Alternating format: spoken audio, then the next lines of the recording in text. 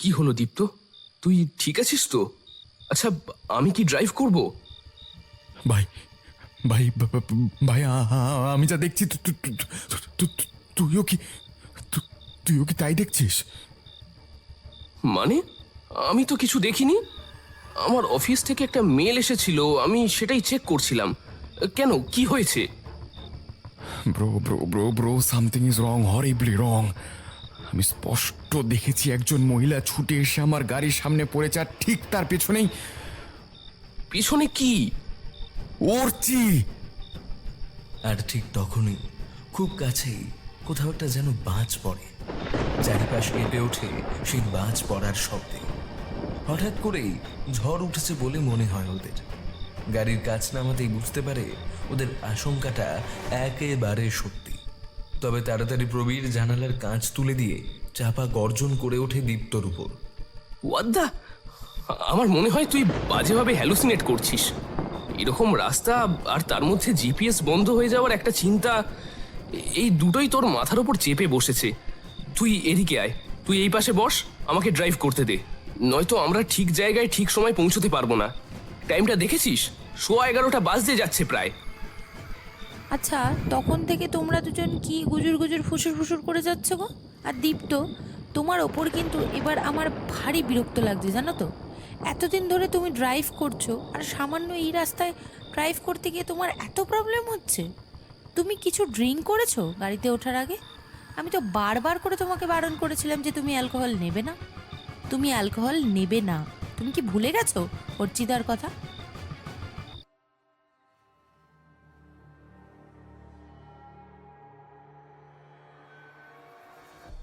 নমস্কার, team square চার্জারে আপনাকে স্বাগত জানাই আরেকবার।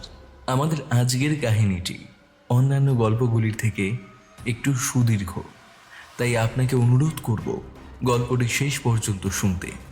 তাহলেই আপনি আসল ভয়ের রসাস্বাদন করতে পারবেন।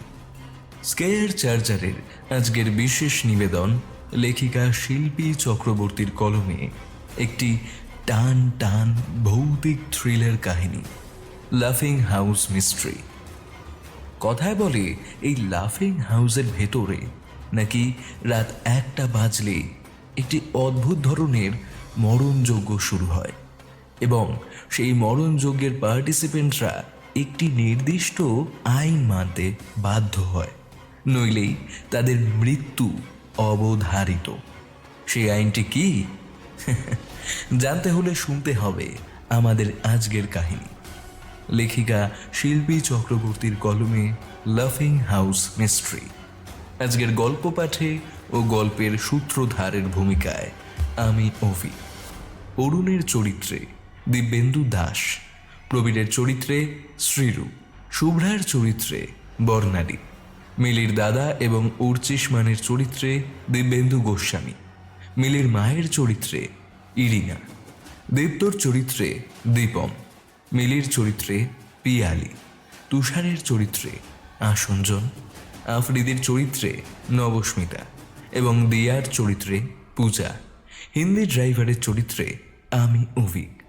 আজকের গল্পের শব্দ সংযোজনে আছে সুদেশনা এবং আবহ নির্মাণ কৌশিক বসু।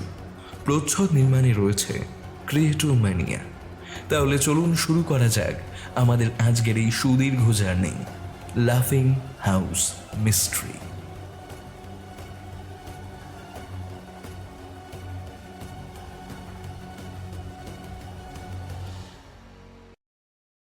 ভাই, অনেকদিন হলো, আর কিন্তু ভালো লাগছে না।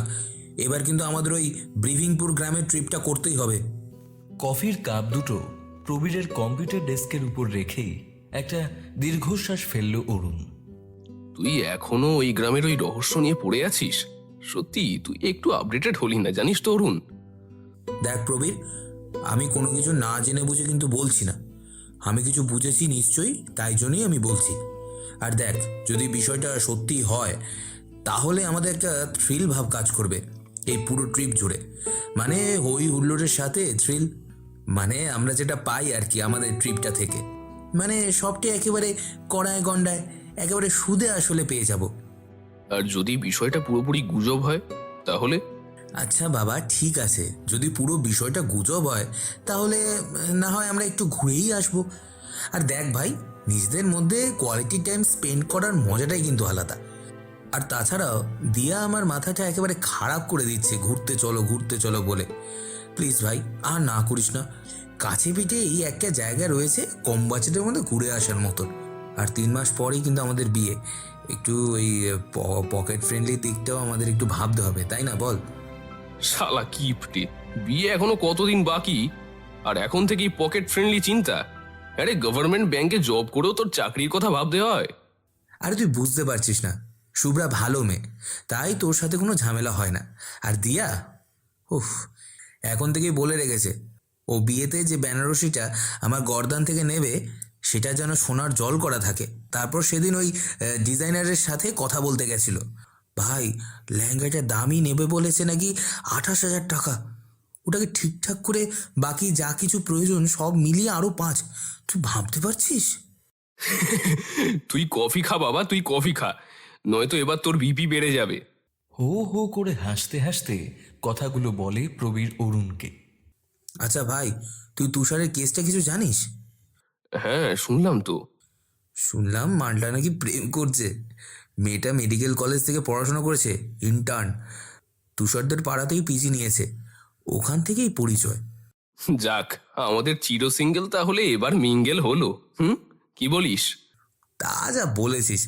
তবে দেখ ভাই, আমার মনে হয় না শুভ্রা সবটা জানতে পারলে এই ট্রিপটাই আমাদের জয়েন করবে। আর তাছাড়া অর্চির ঘটনাটা এখনো আমাদের কাছে অত্যন্ত জীবন্ত। আর সেই জায়গায় দাঁড়িয়ে অর্চি ছিল ওর বেস্ট ফ্রেন্ড। আমার মনে হয় না যে আমরা যদি ওকে জানাই যে আমরা ব্রিভিংপুর ওয়াটার ট্রেম্বল যাচ্ছি, ও তাহলে যেতে রাজি হবে বা আমাদের যেতে দেবে। কিন্তু অর্চিদা তো... সাংবাদিকরা যাই কভার করুক আর ওর পোস্টমর্টেমেও যাই আসুক না কেন, ওর বাড়ির সেই বীভৎসতা কিন্তু আমার... হেই অরুণদা, কেমন আছো? কি নিয়ে কথা হচ্ছে গো তোমাদের মধ্যে? অরুণ এবং প্রবীর নিজেদের মধ্যেই কথা বলছিল প্রবীরদের বাড়িতে। ইতিমধ্যেই শুভ্রা এসে হাজির হয় প্রবীরের বাড়িতে। শুভ্রা প্রত্যেক উইকেন্ডেই আসে প্রবীরের বাড়িতে ওর সাথে দেখা করার জন্য। আজও এসেছে। তবে ওকে হঠাৎ করে আসতে দেখে ওরা দুজনেই হঠাৎ চুপ হয়ে যায়। শুভ্রাও ওদের মুখের দিকে তাকিয়ে নিজেও যেন একটু অপ্রস্তুতে পড়ে যায়। তাই তাড়াতাড়ি বলে ওঠে, আচ্ছা, তোমরা কথা বলে নাও, আমি একটু আন্টির কাছে আদর খেয়ে আসি। আরে না না শুভ্রা, বসো। আসলে আমরা ঘুরতে যাওয়ার প্ল্যানিং করছিলাম। তুমি তো তোমার দিয়াদিকে চেনোই, সে বায়না ধরেছে ঘুরতে যাবে।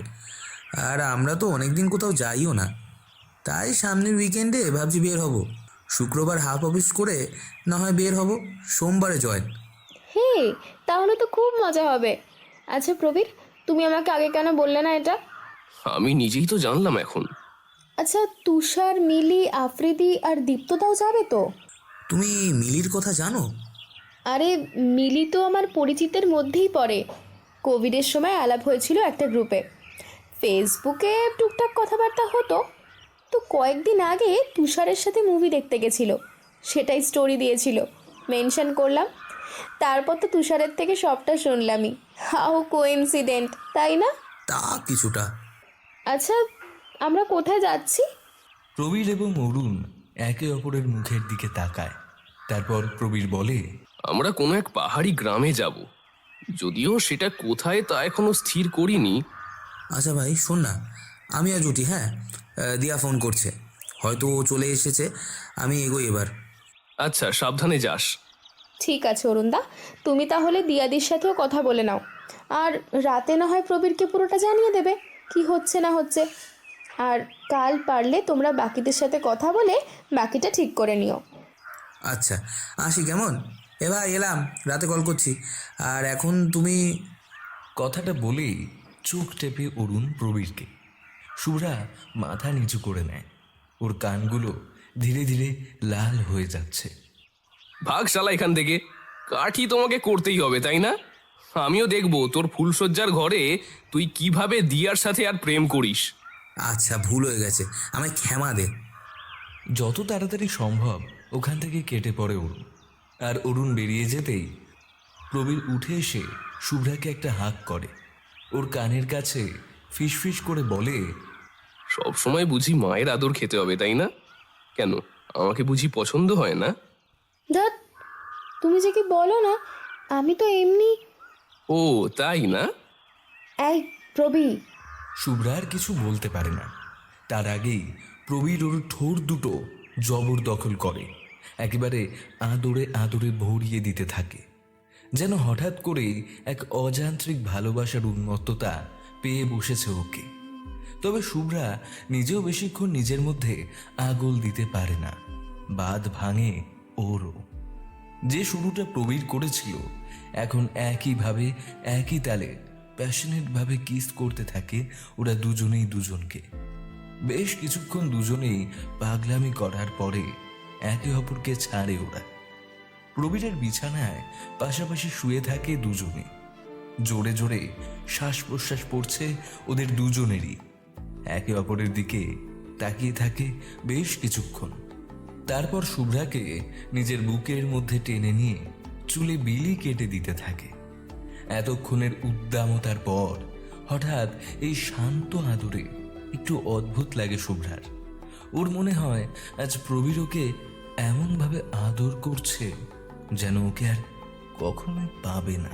এমনটা যে ও একেবারেই করে না তেমনটা কিন্তু নয়, তবুও অদ্ভুত লাগছে। মানে আদরটাকে ওর অদ্ভুত লাগছে না, অদ্ভুত লাগছে হঠাৎ এই সময়টায় এমন আদরের ঠিক কারণ কি সেটা না জানার জন্য। অপরপক্ষে প্রবীরের চোখে ভাসছে তখন অর্চির সেই বিভৎস বডিটার প্রতিবিম্ব। ওর চোখ মুখগুলোকে যেন কেউ ময়দা মাখার মতন করে চটকে মেখেছিল ভীষণ আক্রোশে। চোখ মুখ নাক কিছুই স্পষ্ট বোঝা যাচ্ছিল না। সারা শরীর থেকে খাবলা খাবলা মাংস তুলে নেওয়া হয়েছিল যেন। উফ, কি ভয়ঙ্কর! ডেথ সার্টিফিকেটে লেখা ছিল অত্যন্ত অ্যালকোহলিক ছিল, এবং পুলিশ রিপোর্ট হাতে পাওয়ার পর সোজাসুজি জানিয়েছিল অ্যালকোহলের থেকে ওর এই অ্যাক্সিডেন্ট এবং জঙ্গলি পশুর দ্বারাই চেহারার ওই ক্ষত। তবে অর্চির যে ডায়েরি পাওয়া গিয়েছিল তার থেকে এটাই প্রমাণিত হয়েছিল যে অর্চির মৃত্যুর কারণ শুধুমাত্র অ্যালকোহল আর ওই অ্যাক্সিডেন্ট হতে পারে না। এর পেছনে এমন নেগেটিভ এনার্জি ছিল যার জন্যই এমন অবস্থা। ওই ঘটনার পর কত ইউটিউব চ্যানেল ওই ব্রিভিংপুর ওয়াটার টেম্পল নিয়ে ভিডিও বানালো, কিন্তু কেউ ওই মন্দিরের ভেতর কি আছে সেটা জানাতে পারলো না। ইভেন ওই মন্দিরে আসলেই কোনো অস্তিত্ব আছে কিনা তাও বলতে পারলো না। কেবল উঠে আসলো আরো কিছু তথ্য, ঠিক যেভাবে গুজব রয়েছে কলকাতার বেশ কিছু জায়গা নিয়ে। প্রবীর, প্রবীর, প- প- প্রবীর, আরে এই কি হয়েছে তোমার? কখন থেকে ডাকছি তোমায়। কি হয়েছে তোমার? কি ভাবছো বলো তো এত? হ্যাঁ, না না, কিছু না। আসলে তোমাকে কতদিন এভাবে বুকের মধ্যে জড়িয়ে রাখি না, খুব মিস করছিলাম, তাই আজ এভাবে তোমাকে বুকের মধ্যে রেখে ফিল নিচ্ছিলাম। আর তাছাড়াও তুমি তো জানো, বলো, আমি তোমাকে কাছে পেলে ঠিক কিভাবে বাচ্চামো করি। হ্যাঁ, তার বলতে, তবে সারাটা সময় কাজ নিয়ে তো ব্যস্ত হয়ে থাকলে আমাকে আর সময় দেবে কখন বলো? আর তাছাড়া শ্শ্, আর কোনো কথা নয়, চুপটি করে আমার কাছে তুমি থাকো। আবারও শক্ত করে জড়িয়ে ধরে ও শুভ্রাকে। শুভ্রা যদি কোনোভাবে জানতে পারে ওই অভিশপ্ত জায়গায় যাওয়ার প্ল্যানিং করছে ওরা, তাহলেও সত্যিই ভীষণ ভয় পাবে। অর্চির ওই ঘটনার পর অনেক কষ্টে ওকে আবারও স্বাভাবিক জীবনে ফেরানো হয়েছে। যদি আবারও কিছু ঘটে তাহলে আবারও ওর সেই ভয়টা ফিরে আসবে, আবারও সাইকিয়াট্রিস্টের শরণাপন্ন হতে হবে। একটা দীর্ঘশ্বাস বেরিয়ে আসে ওর ভেতর থেকে। এর মধ্যে কেটে গেছে 3 দিন। জোর কদমে চলছে ওদের যাওয়ার তোড়জোড়। সবাই রাজি, শুধুমাত্র মিলির বাড়ি থেকে একটু সমস্যা করছে। ভীষণ কনজারভেটিভ ওদের ফ্যামিলি। সত্যি বলতে ওকে কখনোই যেতে দেবে না, আর মিথ্যা বলে ও যে কোথাও যাবে সেটাতেও ঠিক ভরসা নেই ওর। এদিকে ও না গেলে তুষারের সঙ্গে ওর ভীষণ ঝামেলা হবে। পুরো বিষয়টা নিয়ে আপাতত সবটা ওর মাথার উপর দিয়ে যেতে শুরু করেছে।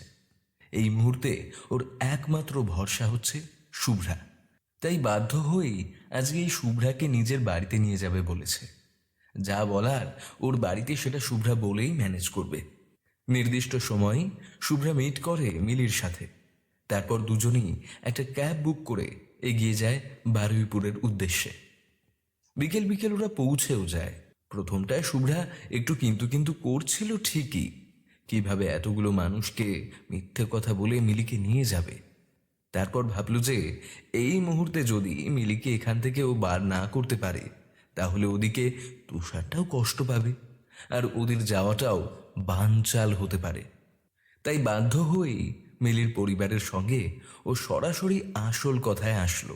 যদিও মিলির মা এবং ওর বড়দা শুভ্রাকে প্রথম থেকেই জেরার পরিস্থিতিতে রেখেছিল। আচ্ছা শুভ্রা, তোমরা এই যে এনজিওর কাজে বাইরে বাইরে যাও, তোমাদের পরিবারের লোক জানে এটা? মানে কোনো সময় তোমাদের পরিবারের সঙ্গেও তোমরা কোথাও গেছো এই ধরনের কোনো কাজে? আসলে দাদা ভাই, এই সমস্ত এনজিওর কাজে তো কখনো পরিবারের মানুষ যায় না, তাই আমার পরিবার থেকেও কখনো কেউ এভাবে যায়নি। তবে আমরা যে সমস্ত জায়গায় গেছি তার কিছু ফটোস, কিছু ভিডিও ক্লিপস আমার কাছে আছে, যেগুলো আমি আপনাকে কিন্তু দেখাতে পারি, যদি আপনি দেখতে চান। আচ্ছা আচ্ছা, তা ঠিক আছে, আমি সেসব দেখবো। কিছু মনে করো না, জানো তোমাকে এমনি জিজ্ঞাসা করলাম। আসলে কি বলো তো মা, দিনকাল তো জানো, বলো চারিপাশের পরিস্থিতি ঠিক কি হয়ে রয়েছে সেটাও তোমরা খুব ভালো করেই জানো। তোমরা আজকালকার ছেলে মেয়ে, তোমাদেরকে আলাদা করে বলার মতন তেমন কিছুই নেই। তবে আমরা তো বাবা মা, বলো, তাই আমাদের তো একটু চিন্তা হয়, তাই না? হ্যাঁ শুভ্রা, সেই জন্যই তোমাকে এত প্রশ্ন করছি। আর তাছাড়া কি বলো তো, এতদিন বাবা মাকে আমি দেখে এসেছি, কোনো সময় মিলিকে একা কোথাও ছাড়িনি। ইভেন আমাদের বাড়ির কোনো মেয়েকেই একা কোথাও ছাড়া হয় না।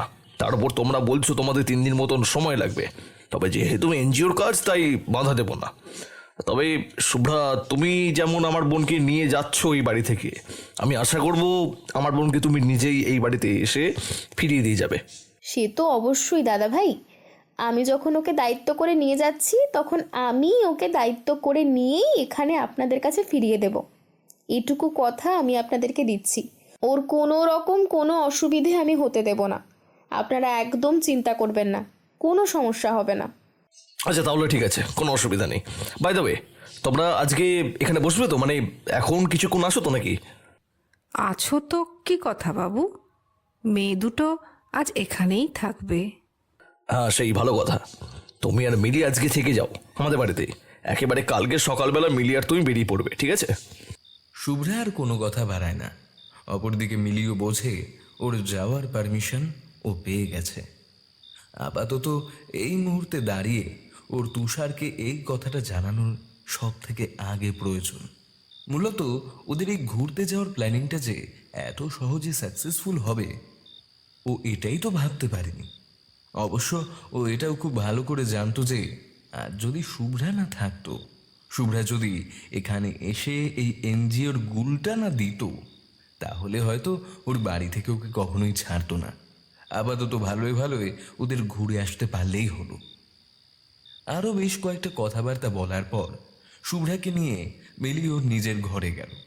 তারপরেই ওর গলাটা শক্ত করে জড়িয়ে ধরে ওকে ধন্যবাদ জানালো। রাতে ডিনার সেরে সারা রাত জুড়ে শুভ্রার সঙ্গে বকর বকর করেই গেল। তারপর অনেকক্ষণ বাদে দুজনেই ঘুমিয়ে পড়ে। ভোরবেলা শুভ্রার ঘুমে আগে ভাঙে। নিজে ফ্রেশ হয়ে বেরিয়ে আসতে আসতেই দেখে মিলিও উঠে পড়েছে। তারপর 1 ঘন্টার মধ্যেই ওরা একটু জল খাবার খেয়ে বেরিয়ে পড়ে কলকাতার উদ্দেশ্যে। নির্দিষ্ট সময়ের মধ্যে ওরা আবার কলকাতায় পৌঁছেও যায়, আর যে যার নিজের কাজে ব্যস্ত হয়ে পড়ে। এখন শুধু ওদের দিন গোনার পালা। এরই মধ্যে কেটে গেছে আরও 2 দিন। মূলত আগামীকাল ওরা বিকেল বিকেল রওনা হবে।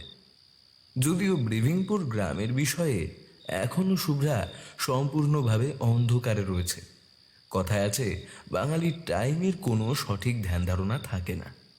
ওদের আপাতত চিন্তা হয়তো তেমনটাই হবে এই অফিস পাগল মানুষগুলোর জন্য, ওদের বেরোনোর ক্ষেত্রেও। ওদের যেহেতু অন্যান্য কাজ নেই, তাই শুভ্রা নিজে তাড়া দিয়ে মিলি, তুষার, দিয়াদেরকে ওদের প্যাকিংটা আগে ভাগে সারিয়ে রেখেছে। তবে ও ভীষণ রকম দ্বন্দ্বে রয়েছে যে বাকিদের দিয়ে প্যাকিং করিয়ে রাখলেও বাকি চারজন কি আদৌ আগে থেকে নিজেদের প্যাকিং সারতে পারবে? তবে এক্ষেত্রে ওদেরও দোষ দেওয়া যায় না, ওদের যা অফিস ওয়ার্ক। আজকের রাতটাই সময় রয়েছে ওদের কাছে সবটা গোছানোর জন্য। ওরা নিজেদের মধ্যে প্ল্যানিং করেছে ছেলেগুলো আজকে প্রবীরের বাড়িতেই থাকবে। সেখানে মূলত ওরা সমস্ত কিছু গোছগাছ করে নেবে। তারপর কাল সকালে এখান থেকে অফিস, এবং অফিস থেকে এখানে এসে ব্যাগ নিয়ে একেবারে বেরিয়ে পড়বে নিজেদের গন্তব্যে। ওরা ঠিক করেছিল ট্রেনে বের হবে, কিন্তু ট্রেনে যদি ওদেরকে যেতে হয় তাহলে গন্তব্যে পৌঁছাতে প্রায় অনেকটা দেরি করে ফেলবে। তাই প্ল্যানিং একটু চেঞ্জ হয়েছে। দীপ্ত বলেছে, দেখো, ট্রেনে যাওয়ার থেকে আমার মনে হয় আমি যদি আমার গাড়িটা নিয়ে বের হই তাহলে খুব একটা সমস্যা হবে না আমাদের। আমরা আমাদের সময় মতন পৌঁছাতেও পারবো, আবার আমাদের সুবিধা মতন ঘুরতেও পারবো। আর তোমরা প্রত্যেকেই জানো গাড়ি চালানোর দিক থেকে আমার কিন্তু খুব একটা সমস্যা হবে না। আমার কিন্তু এই ধরনের লং জার্নিতে যাওয়ার অভ্যাস আছে গাড়ি নিয়ে। আর আর আমরা যেহেতু এই দীপ্ত, কি বলছিস তুই? ব্রি মানেটা কি? আমরা তো যাচ্ছি অন্য জায়গায়। দীপ্ত আর একটু হলেও ব্রিভিংপুর নামটা নিয়েই নিচ্ছিল। আর এটা যদিও করে ফেলতো তাহলে হয়তো এখনই শুভ্রা যাবে না বলে নাকচ করতো এই পুরো ট্রিপটাকে। তাই অরুণ কোনো মতে কথাটা ঘোরানোর চেষ্টা করে। কথা মূলত ওখানেই থেমে যায় এবং কনফারেন্স কলটাও হঠাৎ করেই কাট হয়ে যায়। শুভ্রা বোঝে না হঠাৎ করে কি হলো, তবে ও এইসব বিষয় নিয়ে খুব একটা ভাবতেও চায় না। তাই নিজের যেটুকু যা প্যাকিং বাকি ছিল সেটুকু করে নেয়। রাতটা কোনো মতে কাটে। তবে আজ ভোরটা শুরু হয় শুভ্রার কাছে একটু অন্যরকমভাবে। প্রায় অনেক দিন পরে আজ উর্চিকে স্বপ্নে দেখে ওর ঘুম ভাঙে। ঘুম থেকে ওঠার পরেও যেন নিজেকে ধাতস্থ করতে পারে না বেশ কিছুটা সময়। অদ্ভুত একটা স্বপ্ন দেখছিল আজও। উর্চি ওকে ইশারা করে কোথাও ডাকছে, আর ও উর্চির সাথে সাথে ঠিক সেই রাস্তাতেই এগিয়ে যাচ্ছে। সেই মুহূর্তে ওর যেন মনে হচ্ছিল একমাত্র উর্চি ওর কাছে সত্যি, আর বাকি সব মিথ্যে।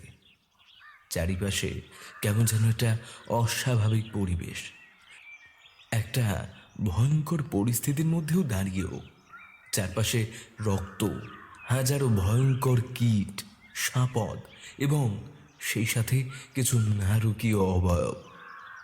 চারপাশে ও প্রবীর, অরুণ, দীপ্ত সবাইকে খোঁজার চেষ্টা করছে, কিন্তু কাউকে খুঁজে পাচ্ছে না। সামনে দাঁড়িয়ে রয়েছে উর্চি।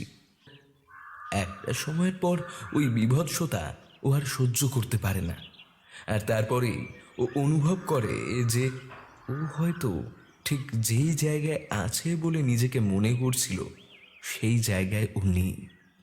চোখটা খুলে ধরফর করে উঠে বসে বিছানার উপর। জানালার দিকে চোখ যায় ওর সবার আগে। তখনও ভোরের আলো সম্পূর্ণভাবে ফোটেনি।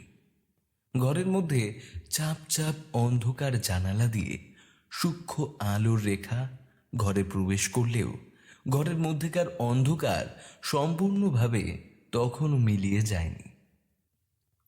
কপালে হাত দিতে অনুভব করে ওর কপালে জমে রয়েছে বিন্দু বিন্দু ঘামের ফোঁটা।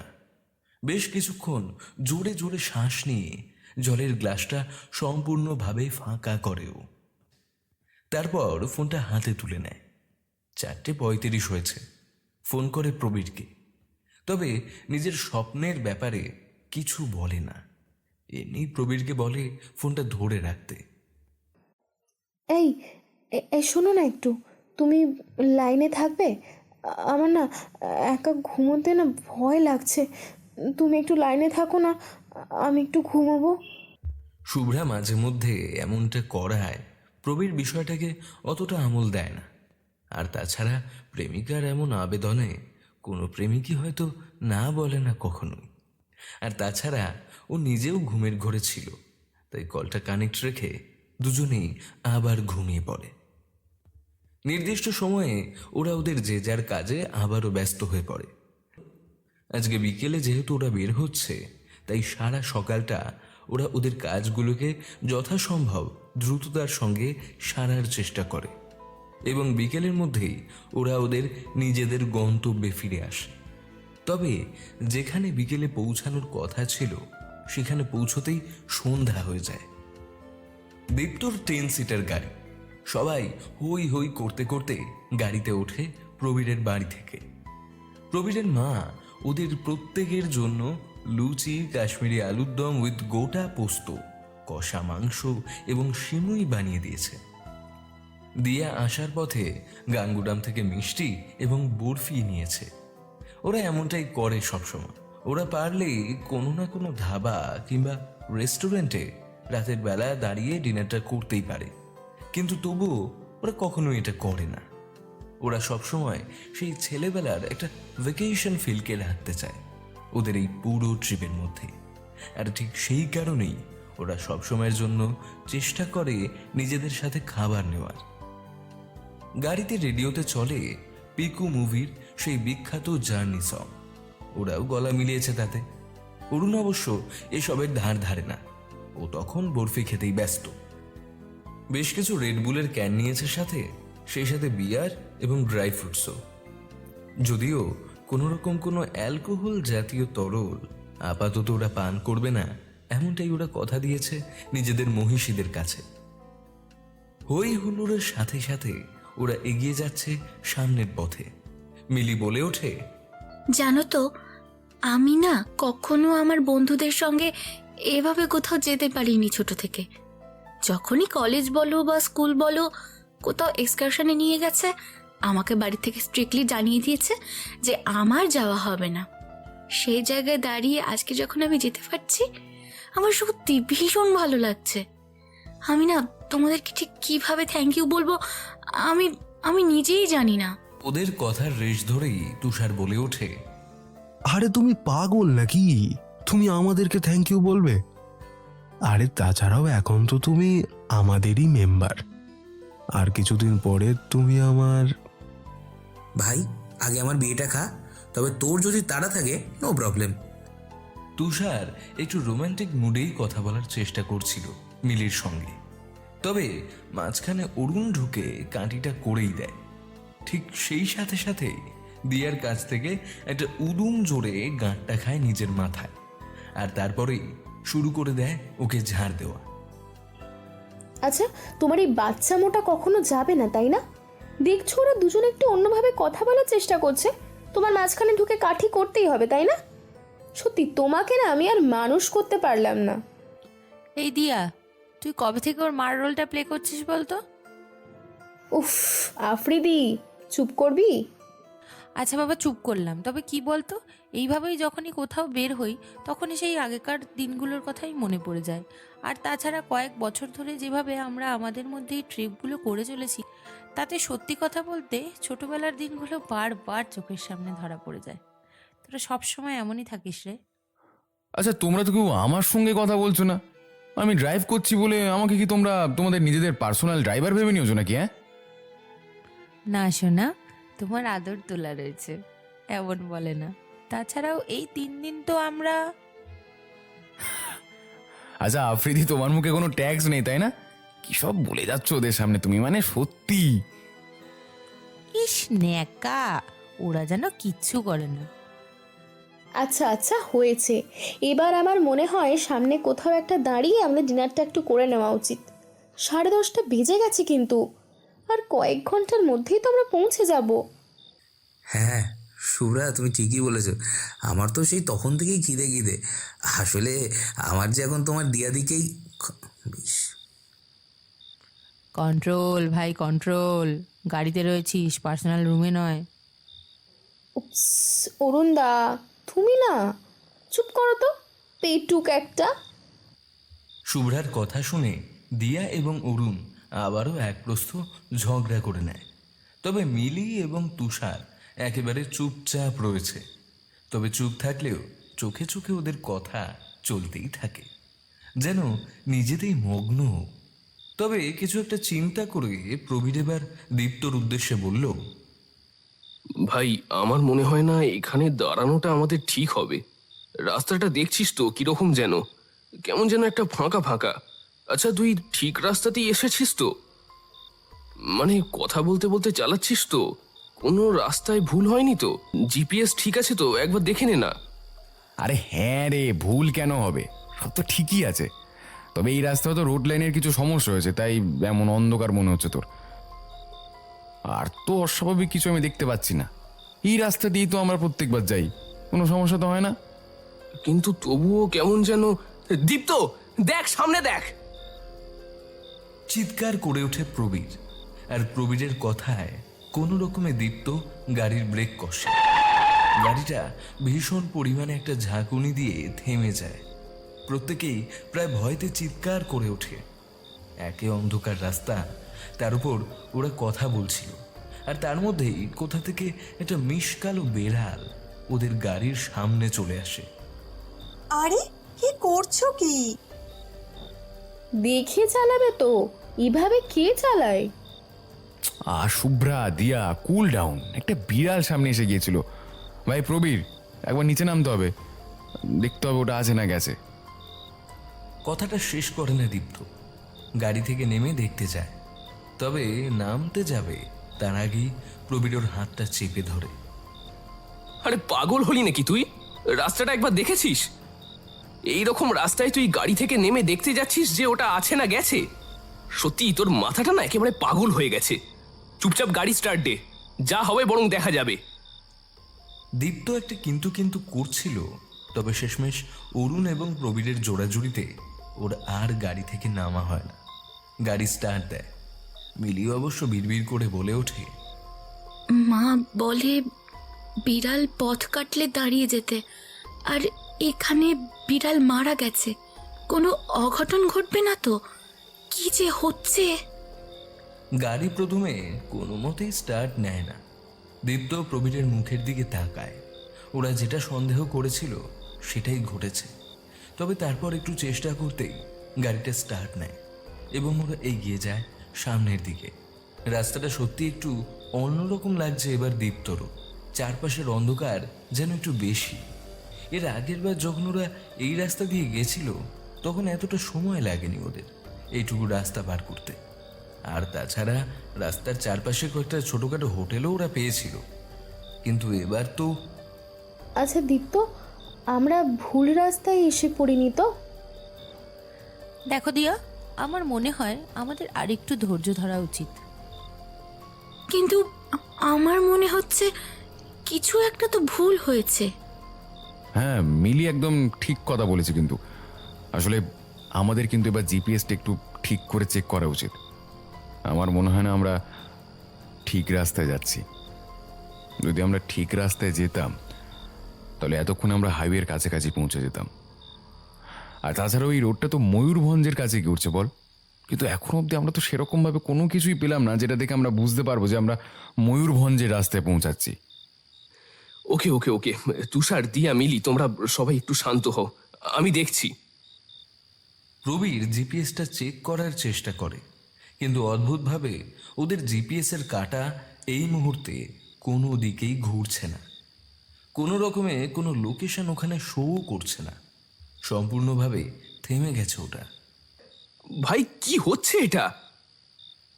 চুপ করে যা, ওদের কিছু জানাতে যাস না, প্যানিক করবে। হ্যাঁ আচ্ছা গাইজ, শোনো শোনো, বা তোমরা একদম প্যানিক করো না। আমরা ঠিক রাস্তাতেই এগোচ্ছি। আর একটু সামনের দিকে এগোলেই আমরা আমাদের মূল যে রাস্তাটা খুঁজেছি সেই রাস্তায় পৌঁছে যাব। একদম চিন্তা করো না, কোনো রকম কোনো সমস্যা হয়নি। ওকে। দীপ্তর কথা শুনে পিছন দিক থেকে দিয়া একটা দীর্ঘশ্বাস ফেলে সম্মতি জানায়। তবে অরুণ বুঝতে পারে কিছু একটা সমস্যা অবশ্যই হয়েছে। তার কারণ প্রবীর এবং দীপ্তর বডি ল্যাঙ্গুয়েজ অনেকটা সময় ধরেই অস্বাভাবিক। নিজের কিউরিওসিটিকে দমন করতে না পেরে প্রবীরকে একটা টেক্সট করে। All is not well, is it? Prabir একবার মৃদু ঘাড় ঘোরায় পিছনের দিকে। অরুণ ওর দিকেই তাকিয়ে রয়েছে জিজ্ঞাসু দৃষ্টি নিয়ে। তবে প্রবীর বোঝে অরুণকে যতক্ষণ না ওই কথাটা বলবে অরুণ ততক্ষণ চিন্তা করবে। আর ওদের মধ্যে একমাত্র অরুণই রয়েছে যার প্যানিক অ্যাটাক হওয়ার সম্ভাবনা থাকে সব থেকে বেশি। তাই ওকে না জানিয়ে কোনো কিছু করার থেকে ওকে জানিয়ে দেওয়াটাই সব থেকে ভালো। No bro, something is wrong. GPS is not working for a long time. কথাটা শোনা মাত্রই অরুণের মুখ থেকে বেরিয়ে আসে একটা মিশ্র আর্তনাদের শব্দ। দিয়া অরুণের এমন আচরণ দেখে একটু অবাক হয়। অরুণের কাঁধে হাত দেয়, অরুণের দিকে জিজ্ঞাসু দৃষ্টি নিয়ে তাকায়। তবে মুহূর্তের মধ্যেই ও বুঝে যায় এখন কাউকে এই বিষয়টা জানতে দেওয়া যাবে না। ঠিক সেই কারণে দীপ্ত কিছুক্ষণ আগে কথা ঘোরানোর চেষ্টা করছিল। তাই ওর দিকে দিয়া তাকালেও ও সব কিছু স্বাভাবিক আছে এমনটাই বোঝানোর চেষ্টা করে দিয়াকে। গাড়ির ভেতরে পরিবেশ আবারও কিছুটা স্বাভাবিক হয়ে আসে। সবাই সবার সঙ্গে কথা বলতে শুরু করে। তবে বেশ কিছুটা যাওয়ার পরে আবারও একবার ভীষণ জোরে ব্রেক কষতে বাধ্য হয় দীপ্ত। তবে এবার দীপ্ত নিজেও ভীষণ পরিমাণে চমকে গেছে। হঠাৎ করে কি হলো ও বুঝতে পারল না। দীপ্তর দিকে তাকাতে দেখলো দীপ্তর চোখ মুখ কেমন ফ্যাকাশে ঠেকছে, কপালে বিন্দু বিন্দু ঘামের ফোঁটা। ইতিমধ্যে পেছন দিক থেকে ভেসে আসছে ওদের এক একজনের এক একটা প্রশ্ন। কি হয়েছে? কেন হয়েছে? ইত্যাদি ইত্যাদি। দীপ্ত ভালো করে চারপাশটায় একবার চোখ বোলানোর চেষ্টা করলো। অদ্ভুতভাবে আবারও চারপাশে নিঃসঙ্গতা, নির্জনতা ছাড়া আর কিচ্ছু নেই। কিন্তু ও স্পষ্ট দেখেছে কিছুক্ষণ আগেই ওর গাড়ির সামনে একজন মহিলা ছুটে এসেছে, আর ঠিক তার পেছনেই উড়ছি। কি হলো দীপ্ত, তুই ঠিক আছিস তো? আচ্ছা, আমি কি ড্রাইভ করব? ভাই ভাই ভাই আমি যা দেখছি তুইও কি তুইও কি তাই দেখছিস? মানে আমি তো কিছু দেখিনি। আমার অফিস থেকে একটা মেল এসেছিল, আমি সেটাই চেক করছিলাম। কেন, কি হয়েছে? Bro bro bro bro something is wrong, horribly wrong. আমি স্পষ্ট দেখেছি একজন মহিলা ছুটে এসে আমার গাড়ির সামনে পড়েছে, আর ঠিক তার পেছনেই পিছনে কি? উড়ছি। আর ঠিক তখনই খুব কাছেই কোথাও একটা যেন বাজ পড়ে। চারিপাশ কেঁপে ওঠে সেই বাজ পড়ার শব্দে। হঠাৎ করেই ঝড় উঠেছে বলে মনে হয় ওদের। গাড়ির কাছ নামাতেই বুঝতে পারে ওদের আশঙ্কাটা একেবারে সত্যি। তবে তাড়াতাড়ি প্রবীর জানালার কাঁচ তুলে দিয়ে চাপা গর্জন করে ওঠে দীপ্তর উপর। ওয়াদ্দা, আমার মনে হয় তুই বাজেভাবে হ্যালুসিনেট করছিস। এরকম রাস্তা আর তার মধ্যে জিপিএস বন্ধ হয়ে যাওয়ার একটা চিন্তা, এই দুটোই তোর মাথার উপর চেপে বসেছে। তুই এদিকে আয়, তুই এই পাশে বস, আমাকে ড্রাইভ করতে দে। নয়তো আমরা ঠিক জায়গায় ঠিক সময় পৌঁছতে পারবো না। টাইমটা দেখেছিস? 11:15 বাজতে যাচ্ছে প্রায়। আচ্ছা, তখন থেকে তোমরা দুজন কি গুজুর গুজুর ফুসুর ফুসুর করে যাচ্ছ গো? আর দীপ্ত, তোমার ওপর কিন্তু এবার আমার ভারী বিরক্ত লাগছে, জানো তো? এতদিন ধরে তুমি ড্রাইভ করছো, আর সামান্য এই রাস্তায় ড্রাইভ করতে গিয়ে তোমার এত প্রবলেম হচ্ছে। তুমি কিছু ড্রিঙ্ক করেছো গাড়িতে ওঠার আগে? আমি তো বারবার করে তোমাকে বারণ করেছিলাম যে তুমি অ্যালকোহল নেবে না। তুমি অ্যালকোহল নেবে না। তুমি কি ভুলে গেছো অর্চিতার কথা? আফ্রিদি কথার ফ্লোতে উর্চির প্রসঙ্গটাও টেনে নিয়ে আসে, আর সেই সাথে সাথেই শুভ্রার মুখটা অন্ধকার হয়ে গেল। তবে বিষয়টা যখন সকলে নোটিস করলো ততক্ষণে সময় অনেকটা পেরিয়ে গিয়েছে। এই আফ্রিদি, কি বলছো তুমি? আর শোন না প্রবীর, সেটাই বরং ভালো হবে। তুই না ড্রাইভটা কর এখন, আমি একটু পাশে বসি। তবে এই মুহূর্তেই এখানে গাড়ি থেকে নামিস না। আর একটু এগোই আমরা সামনের দিকে, তারপর না হয় তুই নামিস। আর তাছাড়াও আমার পরিবেশ খুব একটা অনুকূল বলে তো মনে হচ্ছে না। যেভাবে ঝড় উঠলো তাতে আর কিছুক্ষণের মধ্যে হয়তো বৃষ্টিও নামবে। তাই একটু সামনের দিকে এগিয়ে গিয়ে তারপর না হয় আমরা সিটটা চেঞ্জ করি। ঠিক আছে, তাই চল। অত্যন্ত শঙ্কার সাথেই ওরা আরও কিছুটা এগিয়ে যায় সামনের দিকে।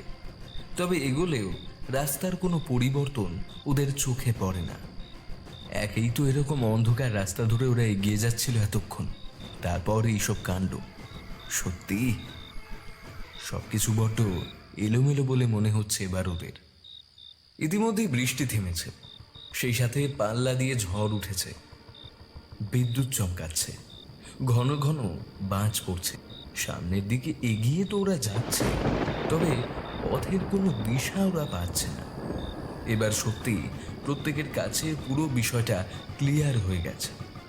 জিপিএস যে বন্ধ হয়ে গেছে সেটার আশঙ্কা ওরা অনেকক্ষণ আগেই করেছিল, তবে কিছুক্ষণ আগে তুষার বিষয়টাকে আরো বেশি করে ওপেন করে দেয় সকলের সামনে। আচ্ছা, আমরা কি ঠিক জায়গায় পৌঁছাতে পারবো? আমার কেন জানি না বারবার করে মনে হচ্ছে আমরা একই জায়গা দিয়ে বারবার করে যাচ্ছি। আমরা সত্যিই কি ঠিক জায়গায় পৌঁছাতে পারবো তো? আমার সত্যিই খুব ভয় করছে। মিলি, এখন ভয় পাওয়ার সময় নয়। আচ্ছা, তুমি আমাকে এটা বলো তো, তোমার কেন মনে হলো যে আমরা একই জায়গা দিয়ে বারবার ঘুরে ফিরে আসছি? আসলে প্রবীরদা, তুমি সামনের ওই গাছ দুটোকে দেখো। ওই গাছ দুটোর সামনে দিয়ে আমরা 10 মিনিট আগেও ক্রস করেছি, আবার আমরা ঠিক ওই একই জায়গাতে এসে পৌঁছেছি। কিন্তু ওই একই রকম গাছ এবং ওই গাছের গায়ে খোদাই করা ওই হলুদ হলুদ কি লাগানো রয়েছে, হ্যাঁ ওটা। আমি সিউরিটি দিয়ে বলতে পারি আমি এই গাছ দুটোকেই দেখেছিলাম 10 মিনিট আগেও, আর এখনো ওই একই জায়গাতে আমরা এসে দাঁড়িয়েছি। আমরা হারিয়ে যাইনি তো প্রবীরদা? হ্যাঁ প্রবীর, মিলি একদম ঠিক নোটিস করেছে। আমিও খেয়াল করেছিলাম ঠিক এই জায়গাতেই। এই তো এই কালভার্টটা আমি কিছুক্ষণ আগেও দেখেছি।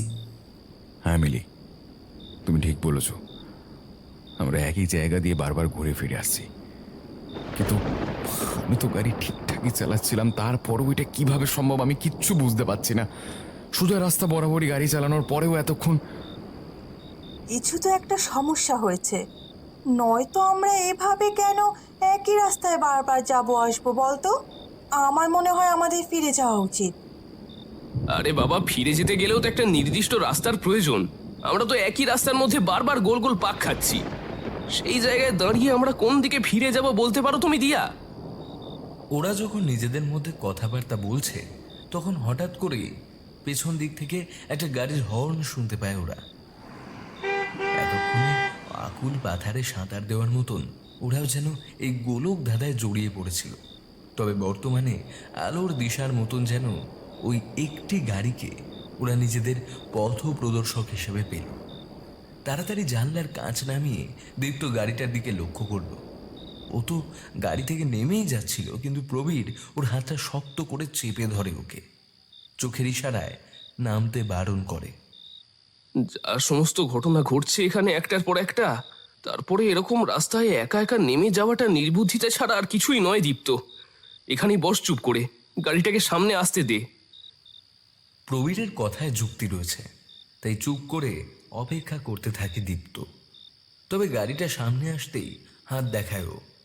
গাড়িটা থেমে যায়, তবে ভেতর থেকে কেউ কোনো সাড়া শব্দ দেয় না বেশ কিছুক্ষণ। ওরা প্রত্যেকেই অবাক হয়ে দেখতে থাকে গাড়িটাকে। গাড়িটা দেখতে ভীষণ অদ্ভুত রকমের, অনেকটা অ্যাম্বুলেন্সের মতো। জানালার কাঁচটা এবার হালকা করে নামায় সেই গাড়ির ড্রাইভার। তবে গাড়ির ভেতরে অন্ধকার হওয়ায় তার মুখটা স্পষ্ট করে বোঝা যাচ্ছে না।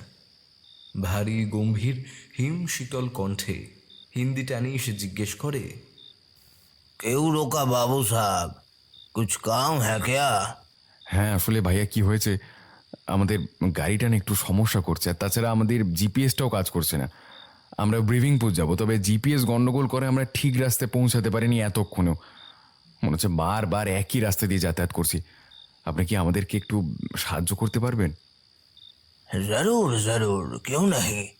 मेरा काम ही तो ये है। मैं मेरा गाड़ी लेकर आगे आगे जा रहा हूँ और आप अपना गाड़ी से मुझे फॉलो करो। लेकिन आप जो रास्ते पर हो, यही से ब्रिविंगपुर का दूरी बहुत ज़्यादा है बाबू साहब। एक काम कर सकते हो आप लोग। ব্রিভিংপুর? আমরা ব্রিভিংপুর যাচ্ছিলাম প্রবীর? শুভ্রা চিৎকার করে ওঠে। মিলি যেহেতু নতুন এই টিমে, তাই ও এই বিষয়টা কিছুই বোঝে না। তবে বাকিরা প্রত্যেকেই শুভ্রার এই আচরণটাকে স্বাভাবিকভাবেই গ্রহণ করে। ওরা যেন জানতো এমনটাই হওয়ার ছিল। শুভ্রা, আপাতত তুই শান্ত হ, শান্ত হ, আমি বলছি তুই শান্ত হ।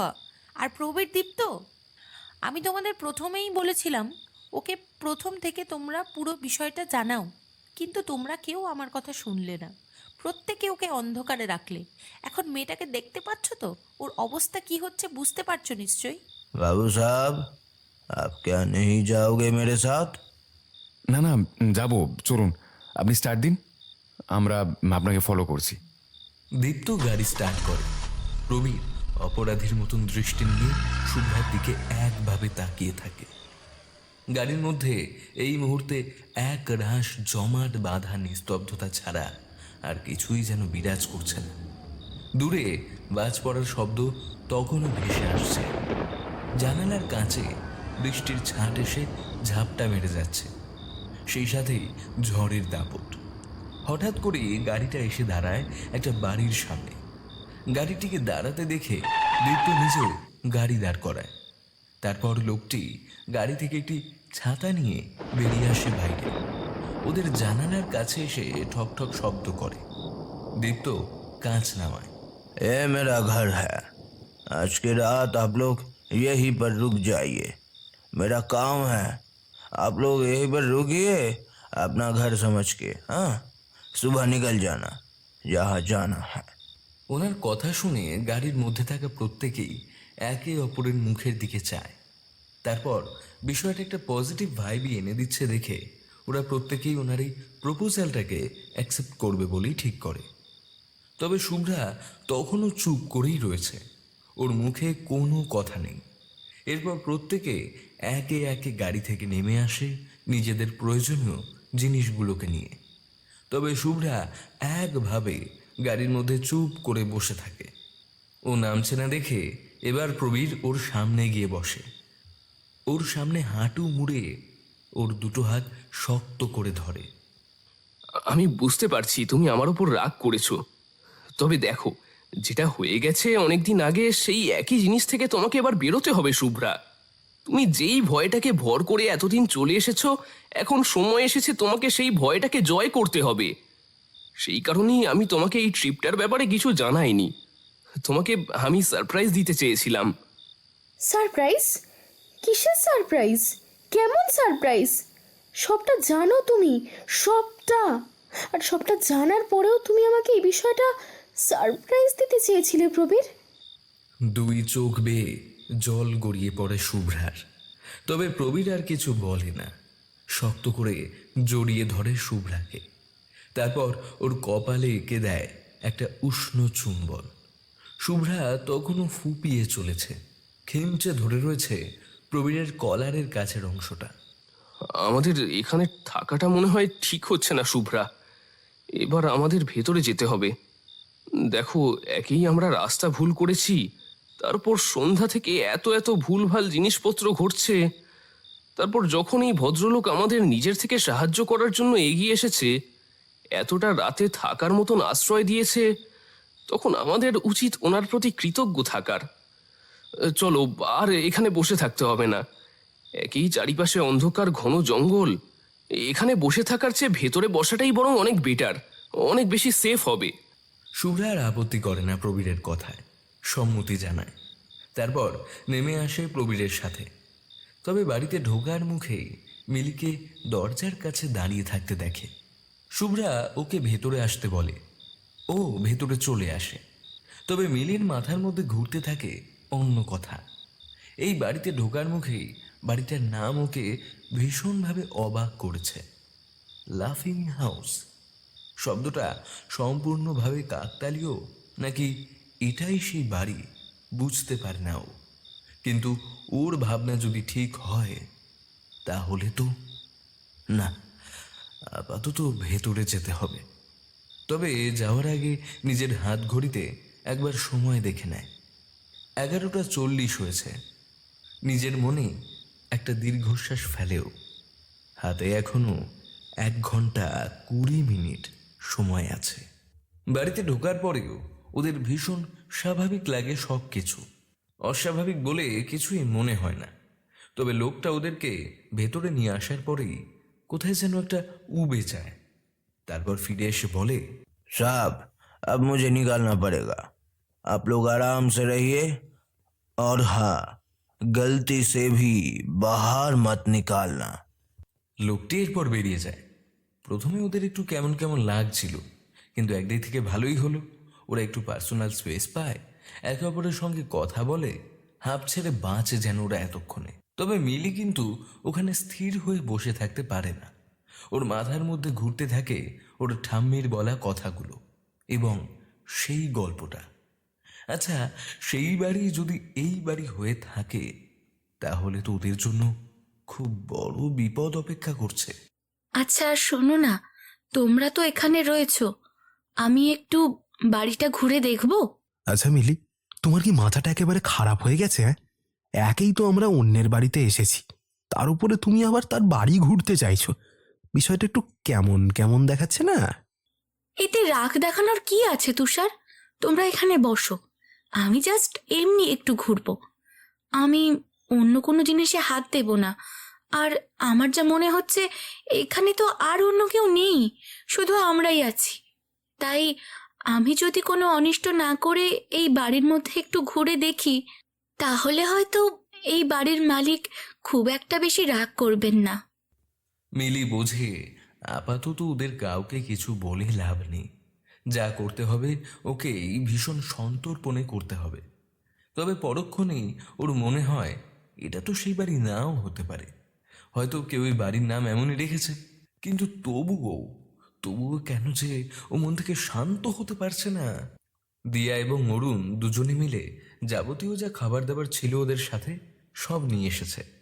তবে সমস্যাটা জল নেই, ওটাই আনতে ভুলে গেছে একেবারে। আর যেহেতু ওই ভদ্রলোক ওদের বাইরে যেতে বারণ করেছে, তাই আপাতত আর গাড়িতে যাওয়াটাও ওরা যুক্তিসঙ্গত বলে মনে করে না। এখন কি হবে?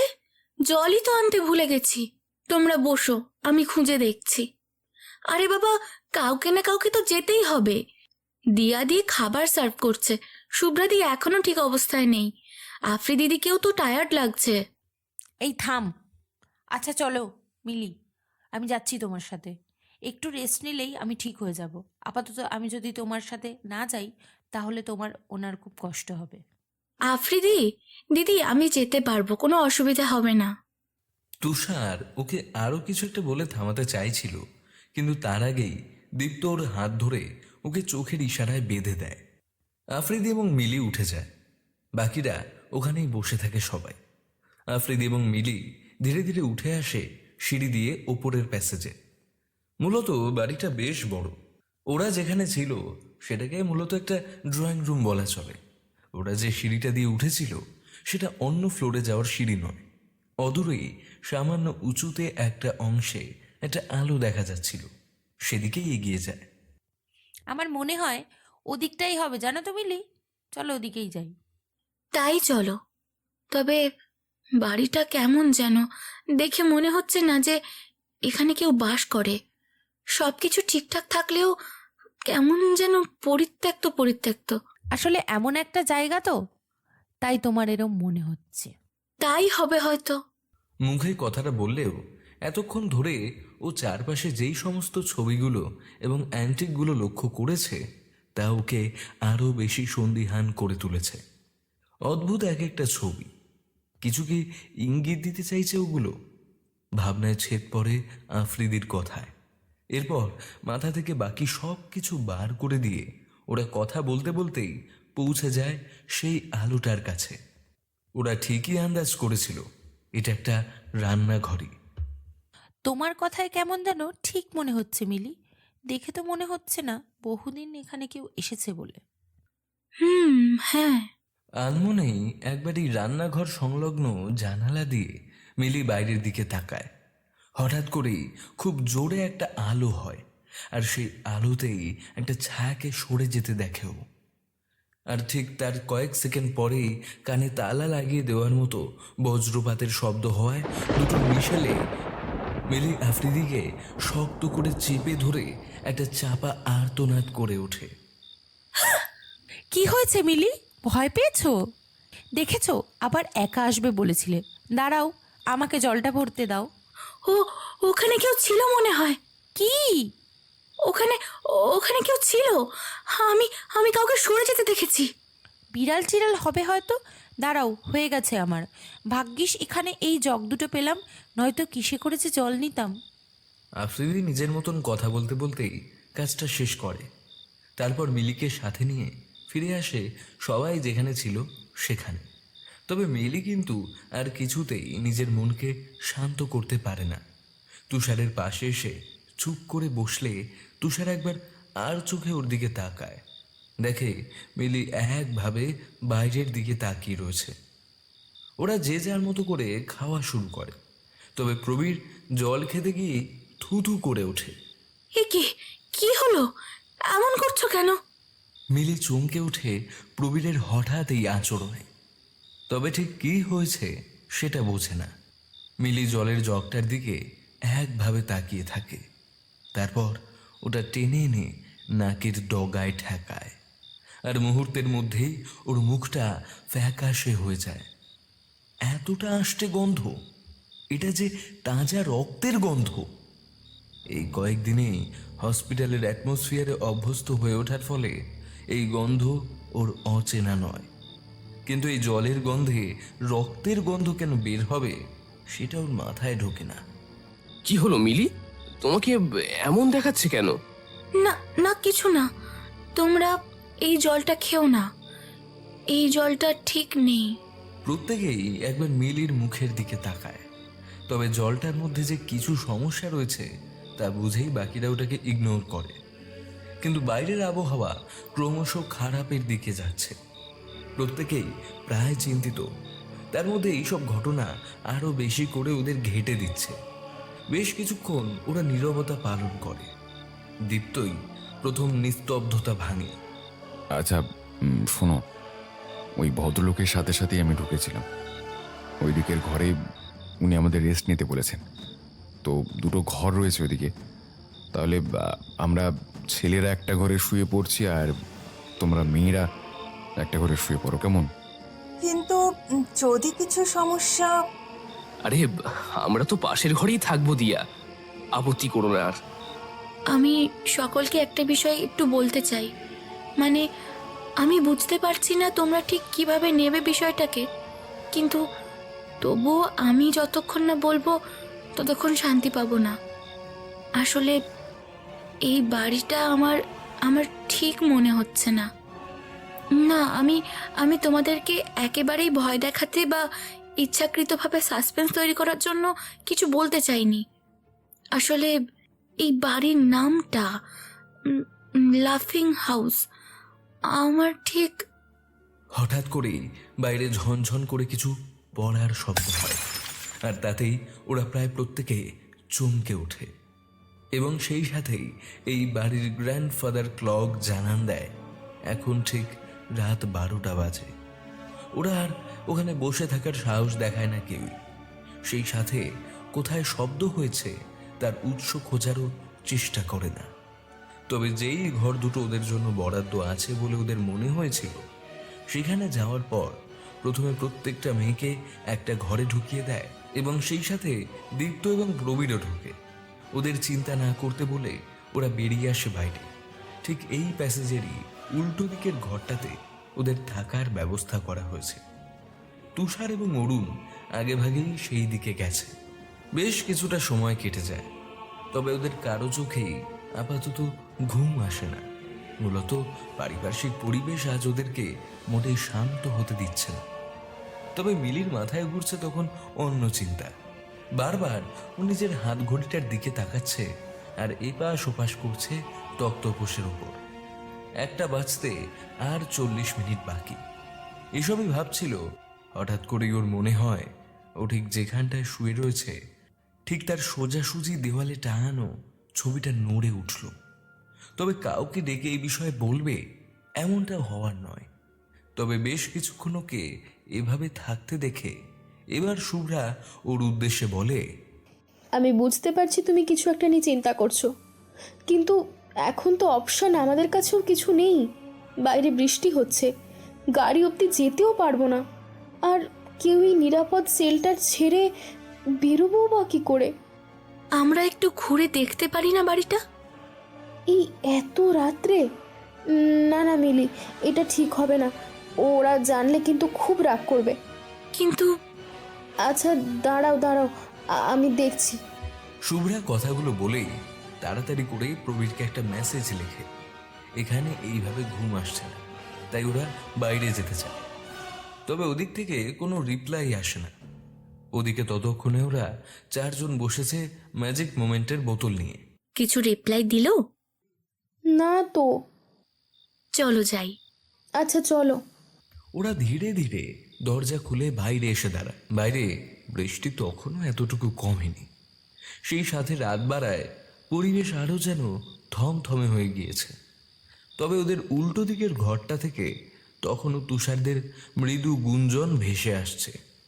শুভ্রা নক করতে যায় একবার, তবে মিলি ততক্ষণে এগিয়ে গেছে সামনের দিকে। হঠাৎ করেই একটা আশ্চর্য জিনিস দেখে সে। বড্ড বেশি অন্ধকার এই জায়গাটা। ওর মাথার মধ্যে ঘুরপাক খেতে থাকে। আচ্ছা, এটা যদি কারোর থাকার জায়গা হয়ে থাকে তাহলে এই জায়গাটা এত অপরিচ্ছন্ন কেন? কোনো আলো জ্বলছে নাই বা কেন? কেমন যেন একটা নিঝুম পরিবেশ। কিছুটা এগোতেই ওপরে ওঠার সিঁড়ি দেখতে পায় মিলি। যে ভ্রাম্যমান জিনিসটিকে দেখেও এদিকে এসেছিল সেটাকে যেন ওই সিঁড়ির শেষ অংশেই দেখলো আবার। তাড়াতাড়ি করে উঠে যায় সিঁড়ি দিয়ে। জায়গাটা অতিরিক্ত অন্ধকার, তবে ভালো করে তাকাতেই ও বুঝতে পারে ও যেই জায়গায় এসে দাঁড়িয়েছে ঠিক সেইখান থেকেই শুরু হচ্ছে একটা প্যাসেজ, অনেকটা এল প্যাটার্নের মতন। আর এই প্যাসেজেরই একদম শেষে একটা জায়গা থেকে ভীষণ ক্ষীণ আলো ভেসে আসছে। মিলি আগ্রহের বশে সেই দিকে এগিয়ে যায়। তবে ওর মনে হতে থাকে ওই ভদ্রলোক হয়তো আবার ফিরে এসেছে। তাকেই হয়তো ও কিছুক্ষণ আগে সিঁড়িতেও দেখেছে, এবং এখন ওই ঘরে আলো জ্বলার কারণটাও হয়তো সে নিজেই। হাত ঘড়িতে একবার চোখ বুলিয়ে নেয়। 12:30। বিড়বিড় করে উচ্চারণ করে ও, হাতের সময় আছে আর মাত্র 30 মিনিট।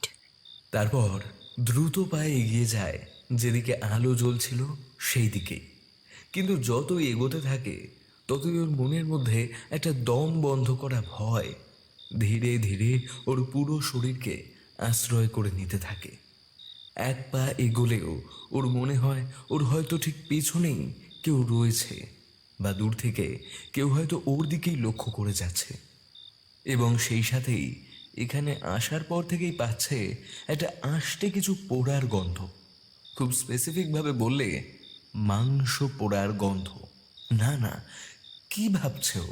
নিজের মনের ভয়টাকে দমন করে ও সেই ঘরটির সামনে এসে দাঁড়ায়, যেই ঘরটির ভেতর থেকেই দরজার ফাঁকা হয়ে থাকা জায়গা থেকে ওই আলোর রেখা বাইরে বেরিয়ে আসছে। ভয়ে ভয়ে মনে হাজারো সংকোচ নিয়ে উকি মারে ও ভেতরে। কোনো অদ্ভুত বিভৎসতা দেখবে এমনটাই আশা করেছিল মিলি। তাই ঘরে উকি দেওয়ার সময় আপনা থেকেই ওর চোখের পাতা দুটো বন্ধ হয়ে এসেছিল। তবে তারপরেই ধীরে ধীরে ও চোখ খোলে। একটি ছোট্ট আলো জ্বলছে সেখানে, নাইট ল্যাম্পও বলা চলে। সেই ঘরের দরজায় হাত ঠেকাতেই দরজাটা ভীষণ বাজেভাবে ক্যাচ ক্যাচ শব্দ করে খুলে যায়। ভেতরে ঢুকবে কি ঢুকবে না এমনটা ভাবতে ভাবতেই কখন যে ও ঘরের মধ্যে ঢুকে যায় সেটাও কয়েক মুহূর্ত পরে বুঝতে পারে। একটা বড় হল ঘর এটা। ঠিক তার মাঝখানেই একটা বড় ডাইনিং টেবিলের মতন টেবিল পাতা রয়েছে। তার দু মাথায় দুটো চেয়ার রাখা, এবং সেই হল ঘরকে কেন্দ্র করেই আরও ছোট ছোট কয়েকটা ঘর রয়েছে তার 3 দিকে। বিষয়টা ঠিক কী দাঁড়াচ্ছে খুব একটা ভালোভাবে মাথায় খেলে না মিলির। টেবিলের ওপরই রাখা আছে একটি বড় রেজিস্টার খাতা, যদিও সেদিকে তাকানোর এতটুকু সময় বা ইচ্ছে ওর মধ্যে নেই। ও এগোতে চায় সামনের একটা ঘরের দিকে, তবে এগোতে যেতেই ও ওর নিজের কাঁধে একটা হাতের স্পর্শ অনুভব করে। আর ঠিক তখনই ও চমকে ওঠে। কে- কে- কে? কাঁপা কাঁপা কণ্ঠে ওর গলা থেকে বেরিয়ে আসে শুধুমাত্র একটা শব্দ, কে। আরে ওকে মিলি, তুমি ঠিক আছো তো? ও শুভ্রাদি, আমি ভাবলাম। হ্যাঁ, আমি ছাড়া এখানে আর কে আসবে মিলি? আমি একটু প্রবীরের সাথে কথা বলছিলাম, ওরা যাতে বেশি ড্রিঙ্ক না করে, আমি সে কথাই ওদেরকে বারবার করে সাবধান করছিলাম। কিন্তু পিছনে ফিরে দেখলাম তুমি কোথাও একটা উঠে যাচ্ছ সিঁড়ি দিয়ে। আমি তো তোমাকে বারবার করে দাঁড়াতে বলেছিলাম, কিন্তু তুমি তো আমার কথা শুনতেই পেলে না, তাড়াতাড়ি করে উঠে চলে আসলে। তাই জন্যই তো আমি তারপর এলাম তোমার এখানে। আর দেখো, আমরা ছাড়া এই বাড়িতে তো দ্বিতীয় আর কেউই নেই, আমরাই আছি এখানে। আচ্ছা আমাকে বলো তো, তুমি এতটা ভয় পেয়ে কেন রয়েছো? মিলি প্রথমে বুঝতে পারে না ও যেই জিনিসটাকে সন্দেহ করছে বা যে বিষয়গুলো ও দেখেছে সেগুলো কি ও এখন বলবে। মানে ওর কথাগুলো কি এখানে আদৌ কেউ বিশ্বাস করবে? মিলি, আমি কিছু একটা জিজ্ঞেস করছি তোমায়, কিছু হয়েছে? আচ্ছা শুভ্রাদি, আমাকে একটা কথা বলবে? হ্যাঁ বলো না। তুমি লাফিং হাউস সম্পর্কে কিছু শুনেছো? মানে কিছু পড়েছো কখনো? লাফিং হাউস? না তো, লাফিং ক্লাব সম্পর্কে শুনেছি। কেন বলো তো? আমার মনে হয় শুভ্রাদি, আমাদের এই বাড়িটা থেকে এক্ষুনি বেরিয়ে যাওয়া উচিত। মানে কি বলছো কি তুমি? মানে আমি ঠিক শিওর নই, কিন্তু আমি আমার ঠাম্মির কাছে একটা গল্প শুনেছিলাম। কোথাও একটা জঙ্গলের মধ্যে এমন একটা বাড়ি আছে, সেই বাড়িতে রাত 1টার পর অদ্ভুত সব ঘটনা ঘটে। মানে একটা গল্প এরকম প্রচলিত আছে যে মিস্টার লাফিং বলে একজন চীনা মানুষ ছিলেন। তিনি ছোট থেকেই অনাথ ছিলেন, তবে সে যখন ধীরে ধীরে বড় হতে থাকে তখন নিজের বুদ্ধির জোরে অনেক অর্থ উপার্জন করে এবং সেই টাকা দিয়ে একটি সুন্দর বাড়ি তৈরি করেন, ঠিক এই বাড়িটার মতোই, এবং নাম দেয় লাফিং হাউস। উনি মনে করতেন তার বাড়ি থেকে কখনোই হাসি হারিয়ে যাবে না, এবং এর সাথেই তিনি ধীরে ধীরে তার মতন যত অনাথ বা যাদের ছেলেমেয়েরা তাদের বৃদ্ধাশ্রমে রেখে আসতো, চিরকালীন দুঃখ হতাশা যাদের সঙ্গী ছিল, তাদের সাথেই সে মেলামেশা করত। এবং একটা সময় পর নিজের একটা পাকাপাকি গাড়ি চালানোর কাজ জোগাড় করে নিয়ে তারপর তার সেই অনাথ এবং অবহেলিত বন্ধুদেরকে তার বাড়িতে নিয়ে আসে। সব কিছু ভালোই চলছিল। সে যেই হসপিটালের গাড়ির ড্রাইভারের কাজ নিয়েছিল, নিজের ভালো আচরণ এবং মিশুকে স্বভাবের জন্য সবাই তাকে খুব ভালোবাসতে শুরু করে। ধীরে ধীরে তার পারিশ্রমিকও বাড়তে থাকে। সেখান থেকে যে কাজের টাকা আসতো, সেই টাকা এবং তার এতদিনের ছোট্ট ছোট্ট যে কাজ করা, তার থেকে জমানো টাকা, এই 2 টাকা দিয়েই মূলত তার কাছে আশ্রিত সব মানুষ এবং তার দিন গুজরান হতো। কিন্তু একদিন হসপিটাল থেকে ফেরার পথে একদল বিপদে পড়া মানুষকে সে তার গাড়িতে লিফট দেয়, তবে তারা আদপে ছিল দস্যু। তার বাড়িতে আনার পর সে তাদের অভ্যর্থনা জানায়, কিন্তু রাত বাড়ার সাথে সাথে সবাই ঘুমিয়ে পড়লে সেই দস্যুর দল ওই বাড়িতে যা দামি জিনিস পায় সেই সব কিছু লুট করে এবং যারা জেগে বাধা দিতে আসে তাদেরকে নৃশংসভাবে হত্যা করে। তবে একজন মাত্র বেঁচে যায়, একটা ছোট্ট বাচ্চাকে মিস্টার লাফিং কদিন আগেই নিয়ে এসেছিলেন। সে সেই মুহূর্তে লাইব্রেরিতে ছিল, তাই তাকে সেই দস্যুরা হত্যা করতে পারেনি। তবে মিস্টার লাফিংকে তার গাড়ির মধ্যে ঢুকিয়ে গাড়ি লক করে সেই জঙ্গলেরই খাদ দিয়ে ফেলে দেয় এবং বাড়িটাতে আগুন ধরিয়ে দেয়। আর তারপর শুভ্রা এতদূর পর্যন্ত শোনার পর ভীষণ বাজেভাবে হো হো করে হেসে ওঠে। হে কি শুভ্রাদি, তুমি হাসছো? দেখো, আমাদের হাতে কিন্তু একদম সময় নেই। যত দূর সম্ভব সেই ঘটনা ঘটেছিল রাত 1টা নাগাদ, আর 1টা বাজতে মাত্র 25 মিনিট বাকি। আমরা যদি এর মধ্যে এখান থেকে বের না হতে পারি, তাহলে আমি নিজেও জানি না আমাদের সঙ্গে ঠিক কী হতে পারে। আবার তুমি এটাও শিওর না যে এটাই সেই লাফিং হাউস কিনা, তাই তো? তাহলে এত চিন্তা করার কি আছে? আমি বরং এখানে একটু বসি, আমার বেশ ভালো লাগছে। অ্যাটমসফিয়ারটা কি সুন্দর, নিস্তব্ধ চারিপাশ, ফাঁকা ফাঁকা। আর দেখো ওই যে ওই দিকটা, কি সুন্দর চাঁদের আলো আসছে না এখানটায়। কিন্তু শুভ্রাদি, কিচ্ছু শুনতে চাই না। মিলি বোঝে শুভ্রাকে কোনো কিছু বলে লাভ হবে না, তাই সামনে যে ঘরগুলো রয়েছে ও সেই দিকে এগিয়ে যায় তাড়াতাড়ি। সেখানে কিছু ক্লু আছে নাকি দেখার চেষ্টা করে, এবং ঘরের মধ্যে যেতেই ও যা দেখে তা দেখে সত্যি এবার ওর মধ্যে আর কোনো দ্বিধা থাকে না যে এটাই সেই বাড়ি কিনা। ও তাড়াতাড়ি বেরিয়ে আসে বাইরে, কিন্তু ততক্ষণে দেখে শুভ্রা সেই টেবিলেরই একটা চেয়ার টেনে আরাম করে বসেছে। ও আর কোনো কথা বলে সময় নষ্ট করে না, শুভ্রার সঙ্গে তাড়াতাড়ি পাশের যে ঘরটা রয়েছে সেখানে ঢুকে যায় এবং অদ্ভুত রকমভাবে সেখানে বেশ কয়েকটা বেড দেখতে পায়, সেই সাথেই আরও বেশ কিছু অদ্ভুত জিনিস। ও বেরিয়ে আসে বাইরে, হাত ঘড়িতে তাকায়, আর মাত্র 10 মিনিট বাকি 1টা বাজতে। মিলি বেরিয়ে আসে তাড়াতাড়ি। ও শিওর এটাই সেই বাড়ি, আর ওরা যদি এই মুহূর্তেই এই বাড়ি থেকে বের হতে না পারে তাহলে ওদের সঙ্গেও এমন কিছু না কিছু ঘটনা ঘটবে যার ফল খুব খারাপ হতে চলেছে। তবে বেরিয়ে এসে ও শুভ্রাকে কিছু বলতে যাবে তার আগেই দেখে শুভ্রা সোজা হয়ে দাঁড়িয়েছে। ওর চোখে মুখেও লেগে রয়েছে একটা ভয়ের ছোঁয়া। মিলি কিছু একটা বলতে চাইছিল, কিন্তু তার আগেই শুভ্রা রেজিস্টার খাতাটা এগিয়ে দেয় মিলির দিকে, এবং ওই খাতার মধ্যে এমন কিছু দেখে মিলি যা দেখে ওর সারা শরীর দিয়েও একটা হিম শীতল স্রোত নেমে যায়। তুমি যেটা সন্দেহ করেছিলে মিলি, সেটাই সত্যি। আমাদের সত্যি এই মুহূর্তে এই বাড়ি ছেড়ে বেরোতে হবে, কিন্তু আমার মনে হয় না ওরা কেউ আমাদের কথা বিশ্বাস করবে। তাই আমার মনে হয় এই রেজিস্টার খাতাটা আমাদের সাথে করে নিয়ে যাওয়াটা উচিত। চলো।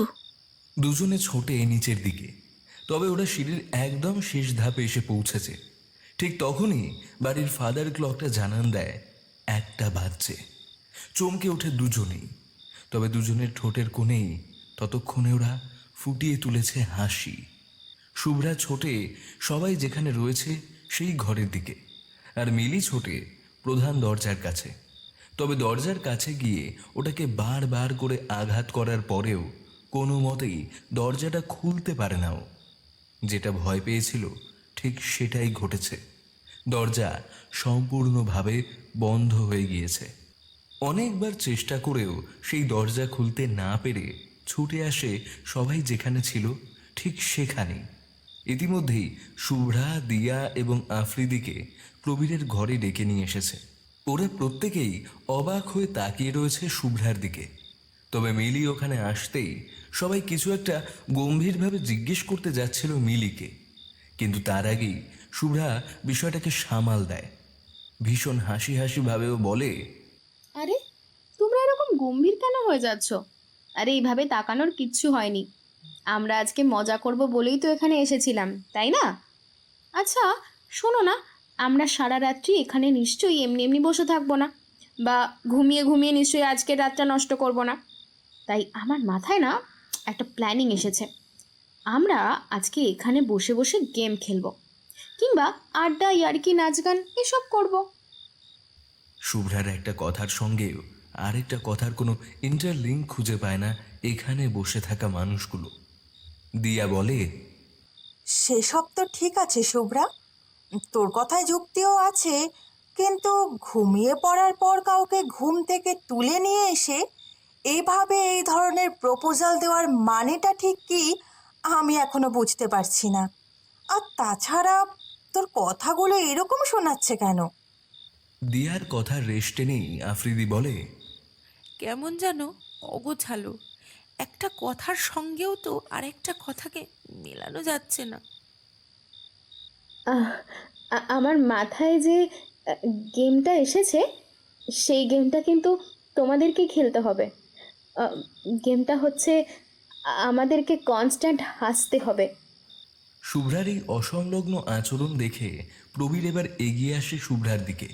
তারপর ওর কাঁধে হাত দিয়ে ওর উদ্দেশ্যে বলে, শুভ্রা, তোমার মাথা ঠিক আছে তো? কি সব বলে যাচ্ছ তুমি? কি হয়েছে কি তোমার? শুভ্রাদি ঠিক বলছে প্রবীরদা। তুমি মানে তোমরা একটু আমার সঙ্গে চলো না তাড়াতাড়ি। শুভ্রাদি তুমিও চলো। আর হ্যাঁ, শুভ্রাদির কথাটা কিন্তু কেউ ভুলে যেও না। আমাদের হাসতে হবে, হাসতে হাসতে চলো জাস্ট। তোমরা দুজন এমন শুরু করেছো যেন আমরা না হাসলে মরে যাব। হাসিটাই যেন আমাদের একমাত্র কাজ। কথাটা বলেই তুষার গম্ভীর মুখ করে ওর গ্লাসে যেটুকু ড্রিঙ্ক ছিল সেটা গলায় ঢেলে সেই তক্তপোষের ওপরেই আরও একটু আরাম করে বসতে যায়। আর তখনই বাড়ির মধ্যে যেটুকু আলো জ্বলছিল পুরোটা নিভে গিয়ে নিস্তব্ধ এবং নিটোল অন্ধকারে ডুবে যায় পুরো বাড়িটা। আর তার সাথে সাথেই একটা আর্ত চিৎকার। সেই সাথেই আবারও নাকে আসে প্রত্যেকের সেই পোড়া গন্ধটা। কয়েক মুহূর্ত সব চুপচাপ। তারপরেই যখন আবারও আগের মতন ঘরের আলোটা জ্বলে উঠল, তখন যেই দৃশ্য ওরা দেখল তা ওদের শরীরের প্রত্যেকটা রোমকূপকে খাড়া করে দেয়। তুষারের দেহটাকে কেউ যেন ভীষণ আক্রোশের সাথে দুই খণ্ড করে জ্বালিয়ে ওই ফ্লোরেই ফেলে রেখেছে। কি বীভৎস সেই দৃশ্য! মৃত্যুর আগের মুহূর্তে তুষার যে ভীষণ পরিমাণে ভয় পেয়েছিল তা ওর চোখের দৃষ্টিতেই স্পষ্ট। তবে এই দৃশ্য দেখে মিলি টলে যায়। ওর মনে হয় ওর সমগ্র পৃথিবীটাই যেন দুলতে শুরু করেছে। তুষারের কাছে ছুটে যাওয়ার চেষ্টা করে ও, কিন্তু শুভ্রা ওর হাতটা শক্ত করে চেপে ধরে থাকে আর বাকিদের উদ্দেশ্যে বলে ওঠে, সত্যি এই মুহূর্তে আমাদের বাঁচন মরণ দুটোই নির্ভর করছে কিন্তু ওই হাসির ওপর। আমরা যতক্ষণ হাসি রাখতে পারবো আমাদের ঠোঁটের কোণায়, আমাদের কণ্ঠস্বরে, ততক্ষণই কিন্তু আমাদের প্রাণটুকু আছে, এটা ধরে নাও। আমরা নিজেদের অজান্তেই একটা মারাত্মক বিপদের মধ্যে পড়ে গেছি। তোমরা প্লিজ নিজেদের মুখের হাসিটাকে মিলিও না। তাড়াতাড়ি ওপরের দিকে যাও, তাড়াতাড়ি। মিলি, মিলি, তাড়াতাড়ি চলো। ঠোঁটের কোণায় হাসি মিলিয়ে দিতে দিও না প্লিজ মিলি। তারপরেই মিলির হাতটাকে শক্ত করে চেপে ধরে ও সিঁড়ির দিকে টানতে শুরু করে। মিলি কোনো রকমে নিজের ঠোঁটের কোণার হাসি ফোটানোর চেষ্টা করে। ওরা 3rd ফ্লোরে উঠে আসার পরে মিলি সামনের দিকের একটা রুম ওদেরকে দেখায় এবং সেই রুমেই ওরা তাড়াতাড়ি করে ঢুকে যায়। শুভ্রা দরজাটা আটকে দেয়, তারপর জোরে জোরে শ্বাস নিতে থাকে। পারলাম না, পারলাম না আমি তুষারকে বাঁচাতে, আমি পারলাম না। কান্নায় ভেঙে পড়ে মিলি। বাকিরা তখনও হতবিহ্বল। শুভ্রা শক্ত করে জড়িয়ে ধরে মিলিকে, কিন্তু তবুও ওকে শান্ত করতে পারে না। অরুণ তিতিবিরক্ত হয়ে শুভ্রার উদ্দেশ্যে বলে ওঠে, কি হয়েছে কি এখানে, আমাকে একটু বলবে? ওখানে তুষারকে কেউ মেরে ফেললো আর তোমরা দুজনে এইভাবে আমাদের এখানে টেনে আনলে? এরকম অস্বাভাবিক অদ্ভুত আচরণ করছো, হচ্ছেটা কি এখানে? ভুল করেছি আমরা, ভীষণ বড় ভুল করেছি। আমরা এই বাড়ির ভেতর যতক্ষণ আছি প্রত্যেক মুহূর্তে আমাদের প্রাণ হারাতে পারি। আমরা আমাদের হাসিকে ত্যাগ করলেই কিন্তু আমাদের প্রাণ চলে যাবে। শুভ্রার কথাটা রেশ ধরেই দীপ্ত বলল, ও রিয়েলি তাই নাকি? তাহলে এখনো আমরা বেঁচে আছি কি করে? কারণ এই বাড়িটার মধ্যে কেবলমাত্র একটা ঘরেই রয়েছে যেখানে থাকলে আমরা আমাদের অভিব্যক্তি প্রকাশ করতে পারবো। কারণ এটাই সেই ঘর, যেই ঘরে হঠাৎ দরজায় ঠকঠক শব্দ হয়। ওরা প্রত্যেকেই প্রায় চমকে ওঠে। কিছুক্ষণ আগে ঘটে যাওয়া ঘটনাটার ভয়াবহ স্রোত নেমে যায় ওদের শরীর দিয়ে। প্রত্যেকেই একে অপরের দিকে তাকায়, তবে ওরা কিছু বলবে বা ওরা কিছু করবে তার আগেই আবারও দরজায় শব্দ হয় এবং বাইরে থেকে ভেসে আসে তুষারের কণ্ঠস্বর। হঠাৎ এইভাবে তুষারের কণ্ঠস্বর পাওয়ার পরে মিলি দরজার কাছে ছুটে যাচ্ছিল, কিন্তু তার আগে শুভ্রা তাকে শক্ত করে আবারও ধরে নেয়। কি করতে চাইছো মিলি তুমি এটা? তুমি কিন্তু খুব ভালো করে জানো আমরা কিছুক্ষণ আগেই তুষারকে ওই অবস্থায় নিচের ফ্লোরে দেখে এসেছি। ভুলে যেও না আমরা লাফিং হাউসে রয়েছি এখন। আফ্রিদি অসহ্য হয়ে বলে ওঠে, এই শুভ্রা, প্লিজ এখানে আর রহস্য করো না, পুরোপুরি খোলসা করে বলো বিষয়টা ঠিক কী।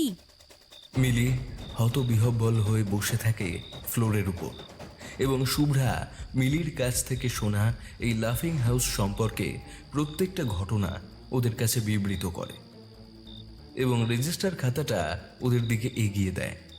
সেখানে ক্রম সংখ্যা দিয়ে লেখা রয়েছে 1009 তুষার, 1010 দিয়া, 1011 মিলি, 1012 প্রবীর, 1013 দীপ্ত, 1014 আফ্রিদি, 1015 অরুণ, 1016 শুভ্রা। এই জায়গাটা দেখো। শুভ্রা আরও একটা জায়গা ইশারা করে বাকিদের উদ্দেশ্যে, আর ঠিক সেই জায়গাতে ওরা যেই নামটা দেখতে পায় সেটা দেখে ওরা যেন আর নিজেদেরকে ঠিক রাখতে পারে না। 998 ওর চিসমান। দরজায় আবারও করাঘাত হয়। বাইরে থেকে ফ্যাস ফ্যাসে গলা শোনা যায়।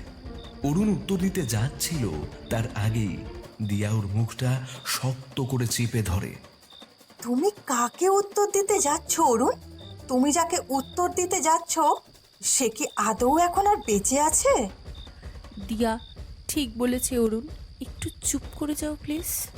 তার মানে বলতে চাইছো যে আমরা এখন এখানে হাত গুটিয়ে বসে থাকবো আর মৃত্যুর জন্য অপেক্ষা করবো, তাই তো?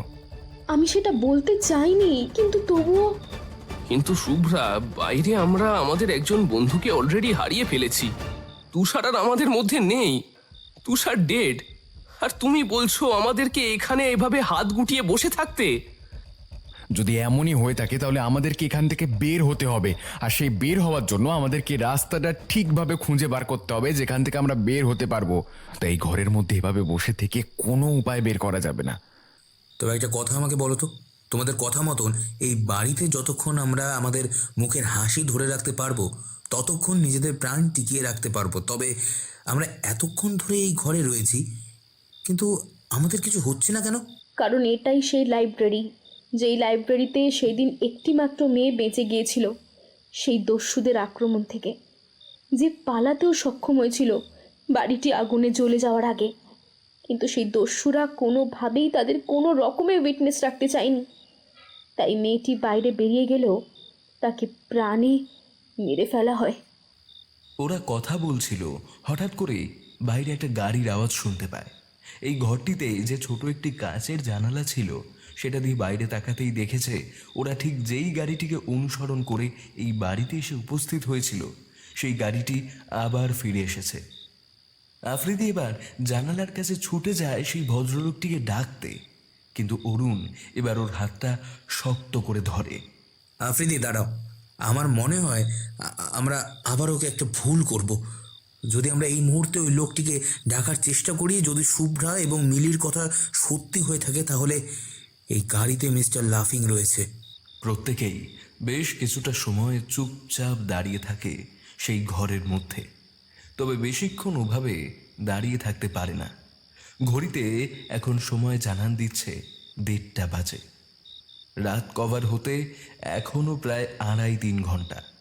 প্রবীর এবার একটা দীর্ঘশ্বাস ফেলে বলে ওঠে, আচ্ছা, তোমাদের কথা মতন আমরা যতক্ষণ আমাদের ঠোঁটের কোণে হাসি ফুটিয়ে রাখতে পারবো ততক্ষণ আমরা টিকে থাকবো, তাই তো? তাহলে এখানে এভাবে বসে থেকে লাভ নেই সবার। তোমরা থাকো, আমি বাইরে গিয়ে দেখি বাইরে বের হবার অন্য কোনো রাস্তা আছে নাকি। প্রবীর। শুভ্রা, চিন্তা করো না, আমি ঠিক ফিরে আসবো। শুভ্রা ভীষণ ভয় পেয়ে যায়, কিন্তু আটকাতে পারে না এই মুহূর্তে প্রবীরকে।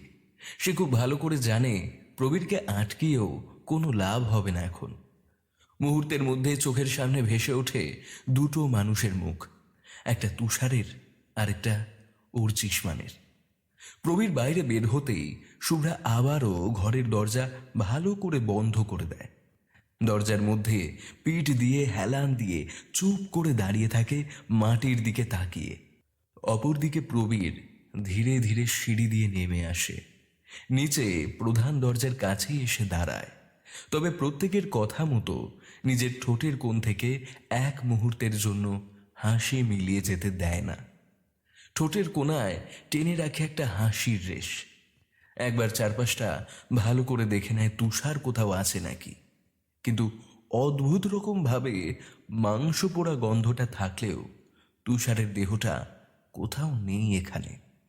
দরজাটাকে বারবার নাড়াচাড়া করতে থাকেও, আর ঠিক তখনই দরজার সামনে এসে দাঁড়ায় গাড়ির সেই ভদ্রলোক। মাথা থেকে টুপিটা সরাতেই এবার তার মুখটা স্পষ্ট হয় প্রবীরের কাছে। আর ওনার মুখটা দেখেই ওর সারা শরীর যেন রক্ত শূন্য হয়ে আসে। মুহূর্তের মধ্যে মিলিয়ে যায় ওর ঠোঁটের কোণের হাসি। আর সেই সাথেই আবারও ঘরের আলোগুলো দপদপ করতে করতে নিভে যায়।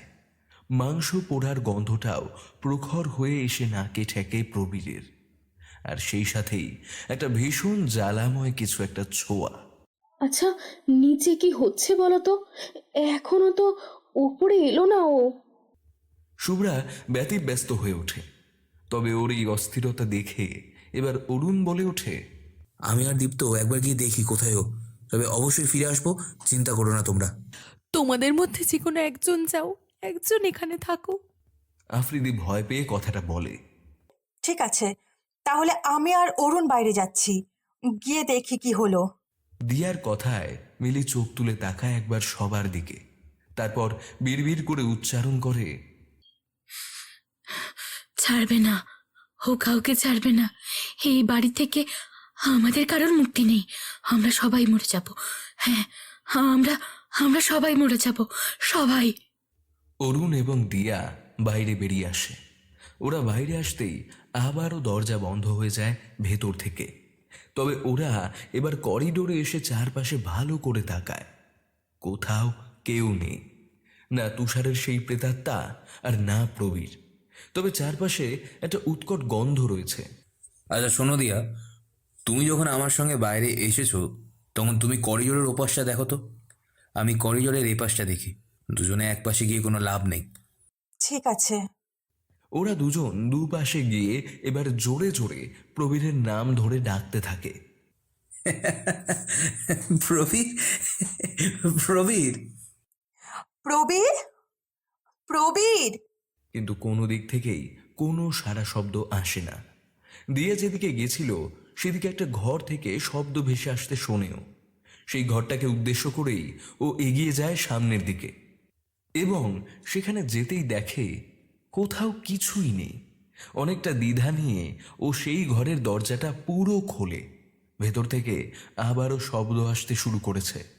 তবে এই এত কিছুর মধ্যে দিয়ার মাথা থেকে একেবারে বেরিয়ে যায় যে ওর ঠোঁটের কোণে ফুটিয়ে রাখতে হবে হাসি, যেটাও বেমালুম ভুলে যায়।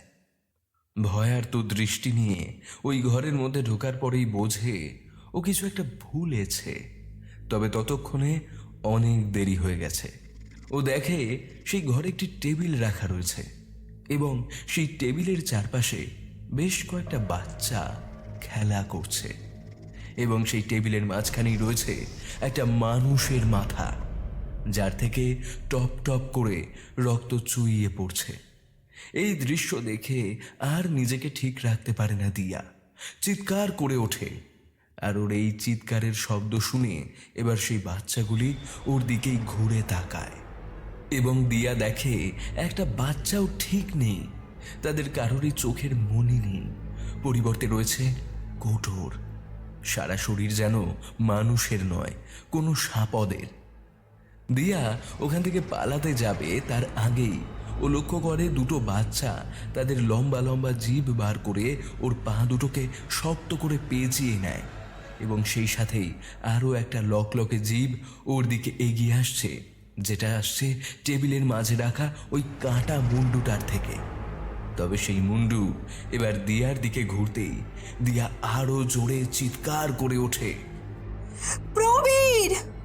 দিয়ার এই আত্মচিৎকারটা অরুণ নিজেও শুনতে পায়। তবে ও মনে করে হয়তো প্রবীরকে দেখতে পেয়েছে দিয়া, তাই জন্যই ও এইভাবে চিৎকার করে প্রবীরকে ডাকছে। তাই ও আর সেদিকে আমল না দিয়ে যেদিকে ও এসেছিল তার বাঁদিকে একটা ছোট্ট ঘর দেখতে পায়, যেই ঘরের দরজাটা সম্পূর্ণভাবে খোলা ছিল। সেই ঘরের দিকে ও এগিয়ে যায়। তবে ও সেই ঘরের মধ্যে ঢুকতেই আশ্চর্য রকমভাবে সেই ঘরের দরজা আবারও বন্ধ হয়ে যায়। তবে বড্ড অদ্ভুত লাগে ওর এই ঘরের পরিবেশটা। চারপাশ থেকে কেমন যেন উষ্ণ গুমোট একটা বাতাসের কুণ্ডলী ওকে আবর্তন করছে। হঠাৎ করে ওর মনে হয় ও যেই জায়গাটায় দাঁড়িয়ে রয়েছে সেটা যেন কোনো শক্ত ভূমি নয়, পরিবর্তে কোনো জেলির মতন অংশ। এবার সত্যিই ওর ভীষণ পরিমাণে ভয় করে। যেই দরজা দিয়ে ঘরে এসেছে সেই দরজার দিকে এগোতে গিয়েই দেখে সেখানে আর কোনো রকম কোনো দরজা নেই। যেন নিমেষের মধ্যে সেই দরজা হারিয়ে গিয়েছে দেওয়ালের কঠোরতার গভীরে। অপরদিকে বেশ অনেকটা সময় পার হয়ে যাওয়ার পরেও যখন প্রবীর, অরুণ, দিয়া কেউ ফেরে না, তখন ঘরের মধ্যে এবার ওরা যে কজন ছিল প্রত্যেকেই প্রায় অধৈর্য হয়ে যায়। দীপ্ত আর কোনো মতে ওখানে বসে থাকতে চায় না। আমি আর এখানে বসে অপেক্ষা করতে পারছি না, তোমরা তিনজন এখানেই থাকো, আমি বরং বাইরে বেরিয়ে দেখছি ওরা কোথায়। ও আর কোনো কথা না শুনে বেরিয়ে আসে বাইরে। শুভ্রা আফ্রিদি ওকে বারণ করতে যাচ্ছিল, বলতে চাইছিল কেউ একজন যাক অন্তত ওর সঙ্গে, কিন্তু কেউ কিছু বলবে তার আগেই ও বেরিয়ে গেছে। ও তো একা একা বেরিয়ে গেল শুভ্রা, এবার যদি ওর কিছু হয়। এদিকে ওদের তিনজনের কারোর ফেরার এখনো কোনো নাম নেই। আচ্ছা, ওদের কারোর কোনো ক্ষতি হয়নি তো? আমি কি একবার বেরিয়ে দেখবো ওরা কোথায় গেছে? একেই তো পরিস্থিতি হাতের বাইরে চলে যাচ্ছে, তার মধ্যে যদি তুমিও এখন বাইরে চলে যাও তাহলে সত্যি আর কোনো কিছু করার থাকবে না। তুমি কিছুক্ষণ অপেক্ষা করে যাও, আর কিছুটা সময়, দেখি ওরা ফিরে আসে নাকি, তারপর না হয় আমরা তিনজন একসাথে যাব। ঠিক আছে, তাহলে তাই করো। কিন্তু আমার এবার ভীষণ চিন্তা হচ্ছে। আমার কেন জানি না মনে হচ্ছে ওদের সঙ্গে হয়তো খারাপ কিছু ঘটে গেছে। আচ্ছা, তুষার ওদের কোনো ক্ষতি করেনি তো?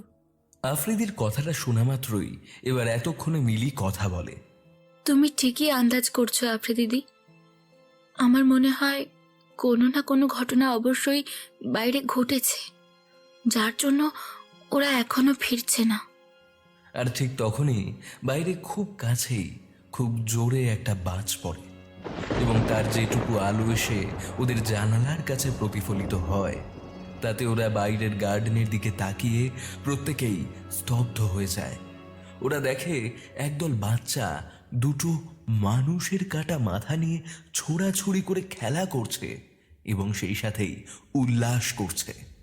একটা মাথা তুষারের, সেটা ওরা স্পষ্ট বুঝতে পারে, এবং আরেকটা মাথায় লম্বা স্ট্রেইট করা চুল ঝুলছে। ওদের আর এতটুকু বুঝতে বাকি থাকে না দুটো মাথা কার কার। আফ্রিদি ভয়ার্ত আত্মচিৎকার করে ওঠে, দিয়া!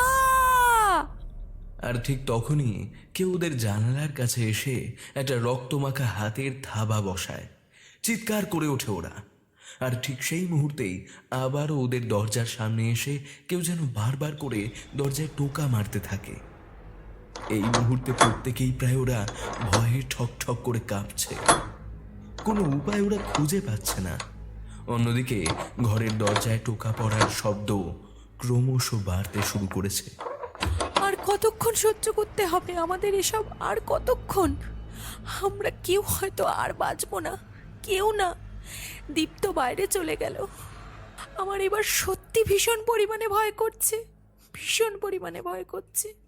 আর আধ ঘন্টা যদি আমরা টিকে থাকতে পারি তাহলেই হয়তো আমরা বেঁচে যাব আফ্রিদি।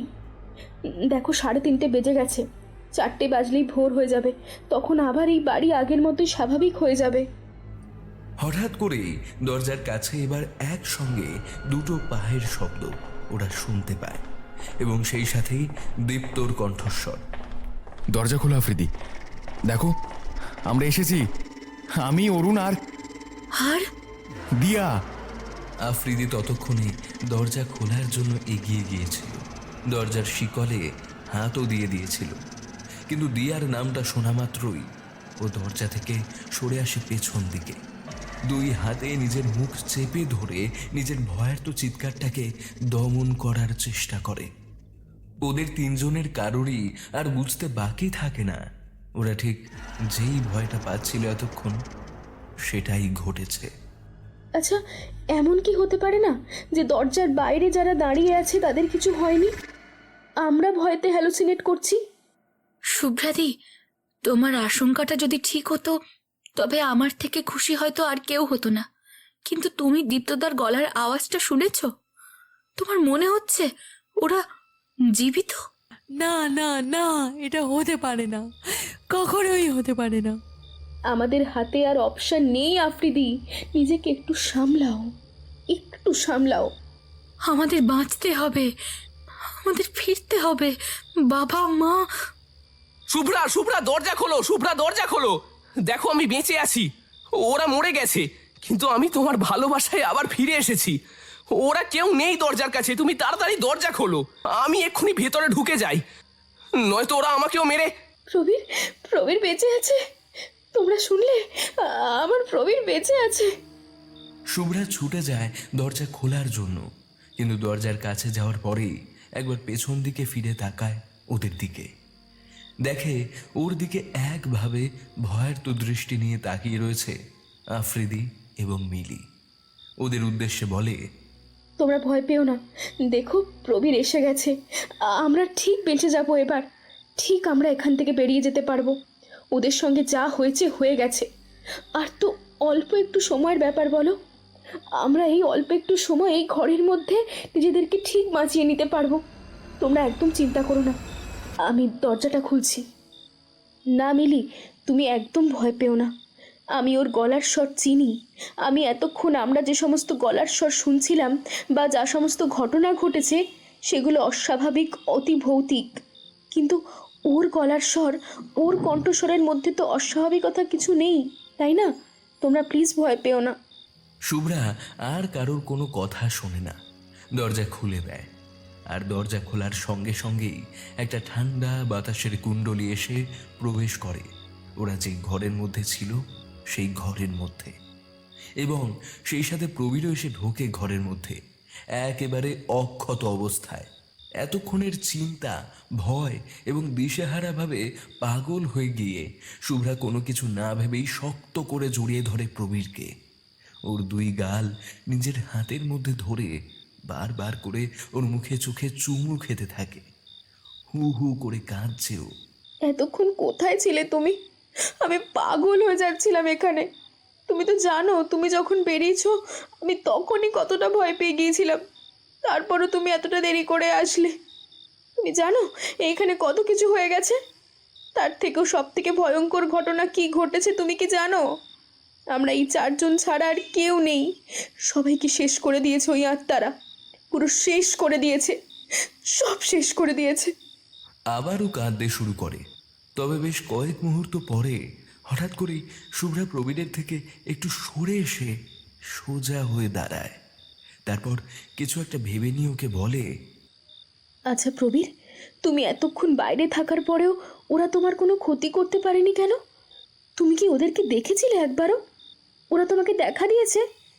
এখান থেকে আমাদের বের হতেই হবে, চিন্তা করো না, আমি আর কাউকে মরতে দেব না। মিলি এতক্ষণ চুপ ছিল। ভয়তে ও যে কখন ঠিক জানালার কাছে গিয়ে পিঠে ঠেস দিয়ে দাঁড়িয়েছে ওর নিজেরই খেয়াল নেই।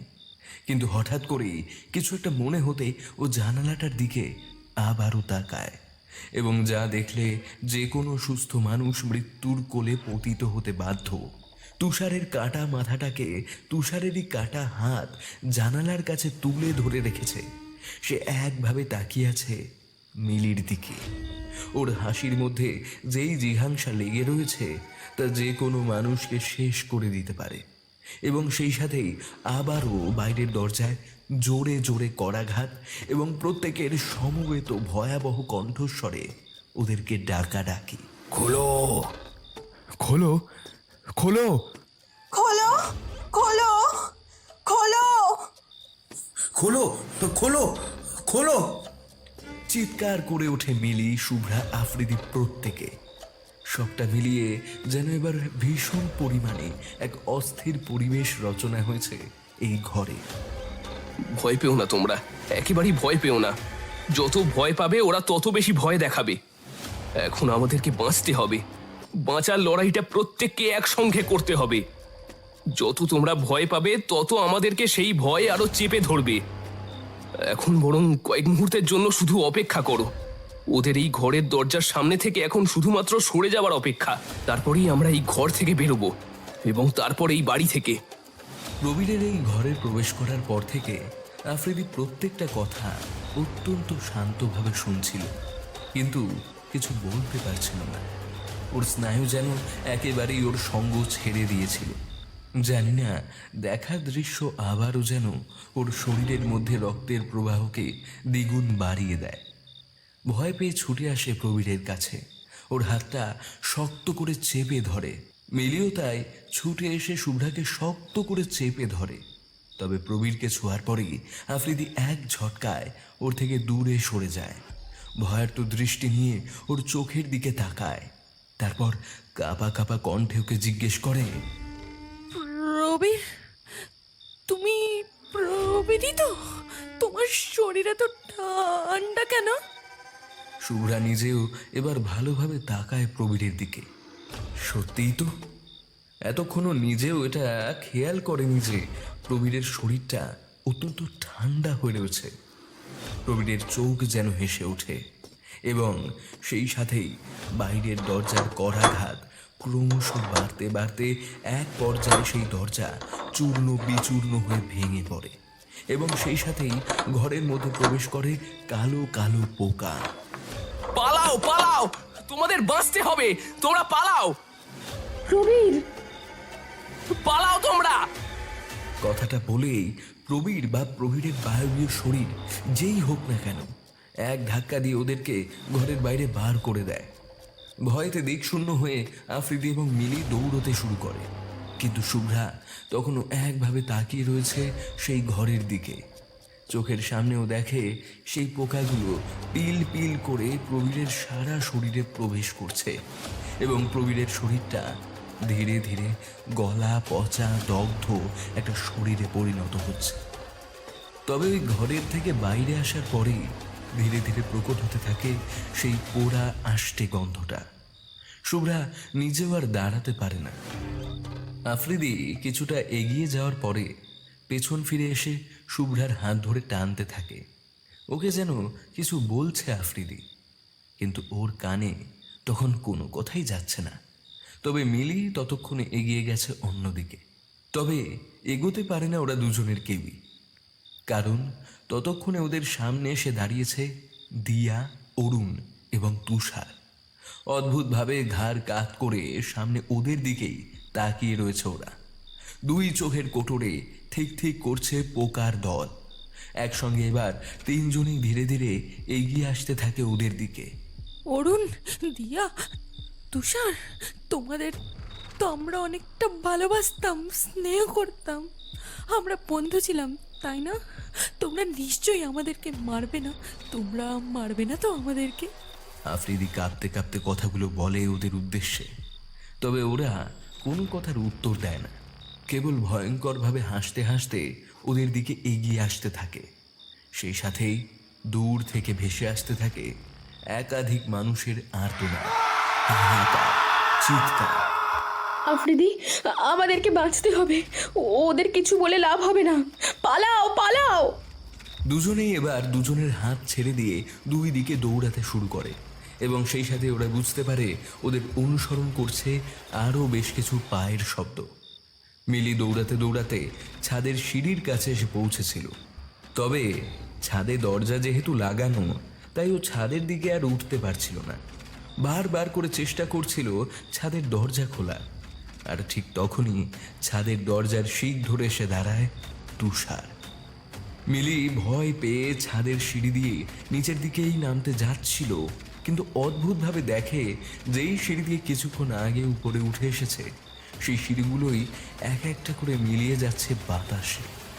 ধীরে ধীরে ও ঠিক যেই সিঁড়িতে দাঁড়িয়েছিল তার দুটো সিঁড়ি আগেও মিলিয়ে যায় অদ্ভুতভাবে। চিৎকার করে ওঠেও, আর ঠিক তারপরেই একটা ধপ করে শব্দ। আর কিছু মনে থাকে না মিলির। আফ্রিদি ছুটতে ছুটতে নিচে যেই ঘরে ওরা প্রথমে শুয়েছিল সেই ঘরে ঢুকে ঘরের দরজা বন্ধ করে দেয়। যেই বিছানাটায় শুয়েছিল ও ঠিক সেই বিছানাটার পেছন দিকের একটা আড়াল মতো জায়গায় গিয়ে লুকানোর চেষ্টা করে সেই ভয়ঙ্কর আত্মাদের থেকে কোনো মতে। কিন্তু বিছানা কোথায়, ঘরই বা কোথায়? এটা তো ও কিছু বলবে বা কিছু করবে তার আগেই ও অনুভব করতে পারে ওর পা জড়িয়ে ধীরে ধীরে উপরের দিকে উঠছে তীক্ষ্ণ সর্পিল যন্ত্রণাদায়ক কোনো শাবক। এবং সেই সাথেই ঘরের মেঝেতে ভর্তি হয়ে যাচ্ছে থোকা থোকা লাল পোকাতে। সেই সর্পিলগুলি ওকে ঠিক কুণ্ডলি পাকিয়ে উপরের দিকে উঠছে এবং তার ফলে যে রক্ত ওর শরীর থেকে মাটিতে পড়ছে সেই রক্তের ফোঁটাকে অনুসরণ করে সেই সহস্র পোকা ঝাঁকে ঝাঁকে এগিয়ে আসছে ওর শরীরটার দিকে। মুহূর্তের মধ্যেই সেই সমস্ত পোকা এবার আফ্রিদির শরীরটাকে সম্পূর্ণভাবে গ্রাস করলো এবং সেই সাথেই অদূরে দাঁড়িয়ে বিকৃত হাসি হাসতে শুরু করলো অরুণ, দিয়া, দীপ্ত এবং তুষার। শুভ্রা দিক বেদিক জ্ঞান শূন্য হয়ে ছুটতেই থাকে সেই বাড়ির গোলক ধাঁধার মধ্যে। ও বুঝে পায় না কি করবে। ও ভাবতে পারে না যে আদেও আর কেউ বেঁচে আছে কিনা, আদেও ও নিজে বাঁচতে পারবে কিনা। কেবলই ছুটে চলেছে ও, চিৎকার করছে, বাঁচার আরতি জানাচ্ছে ঈশ্বরের কাছে। কিন্তু ও জানে না এই বাড়ির মধ্যে আদৌ ঈশ্বর ওকে সাহায্যের হাত বাড়িয়ে দেবে কিনা।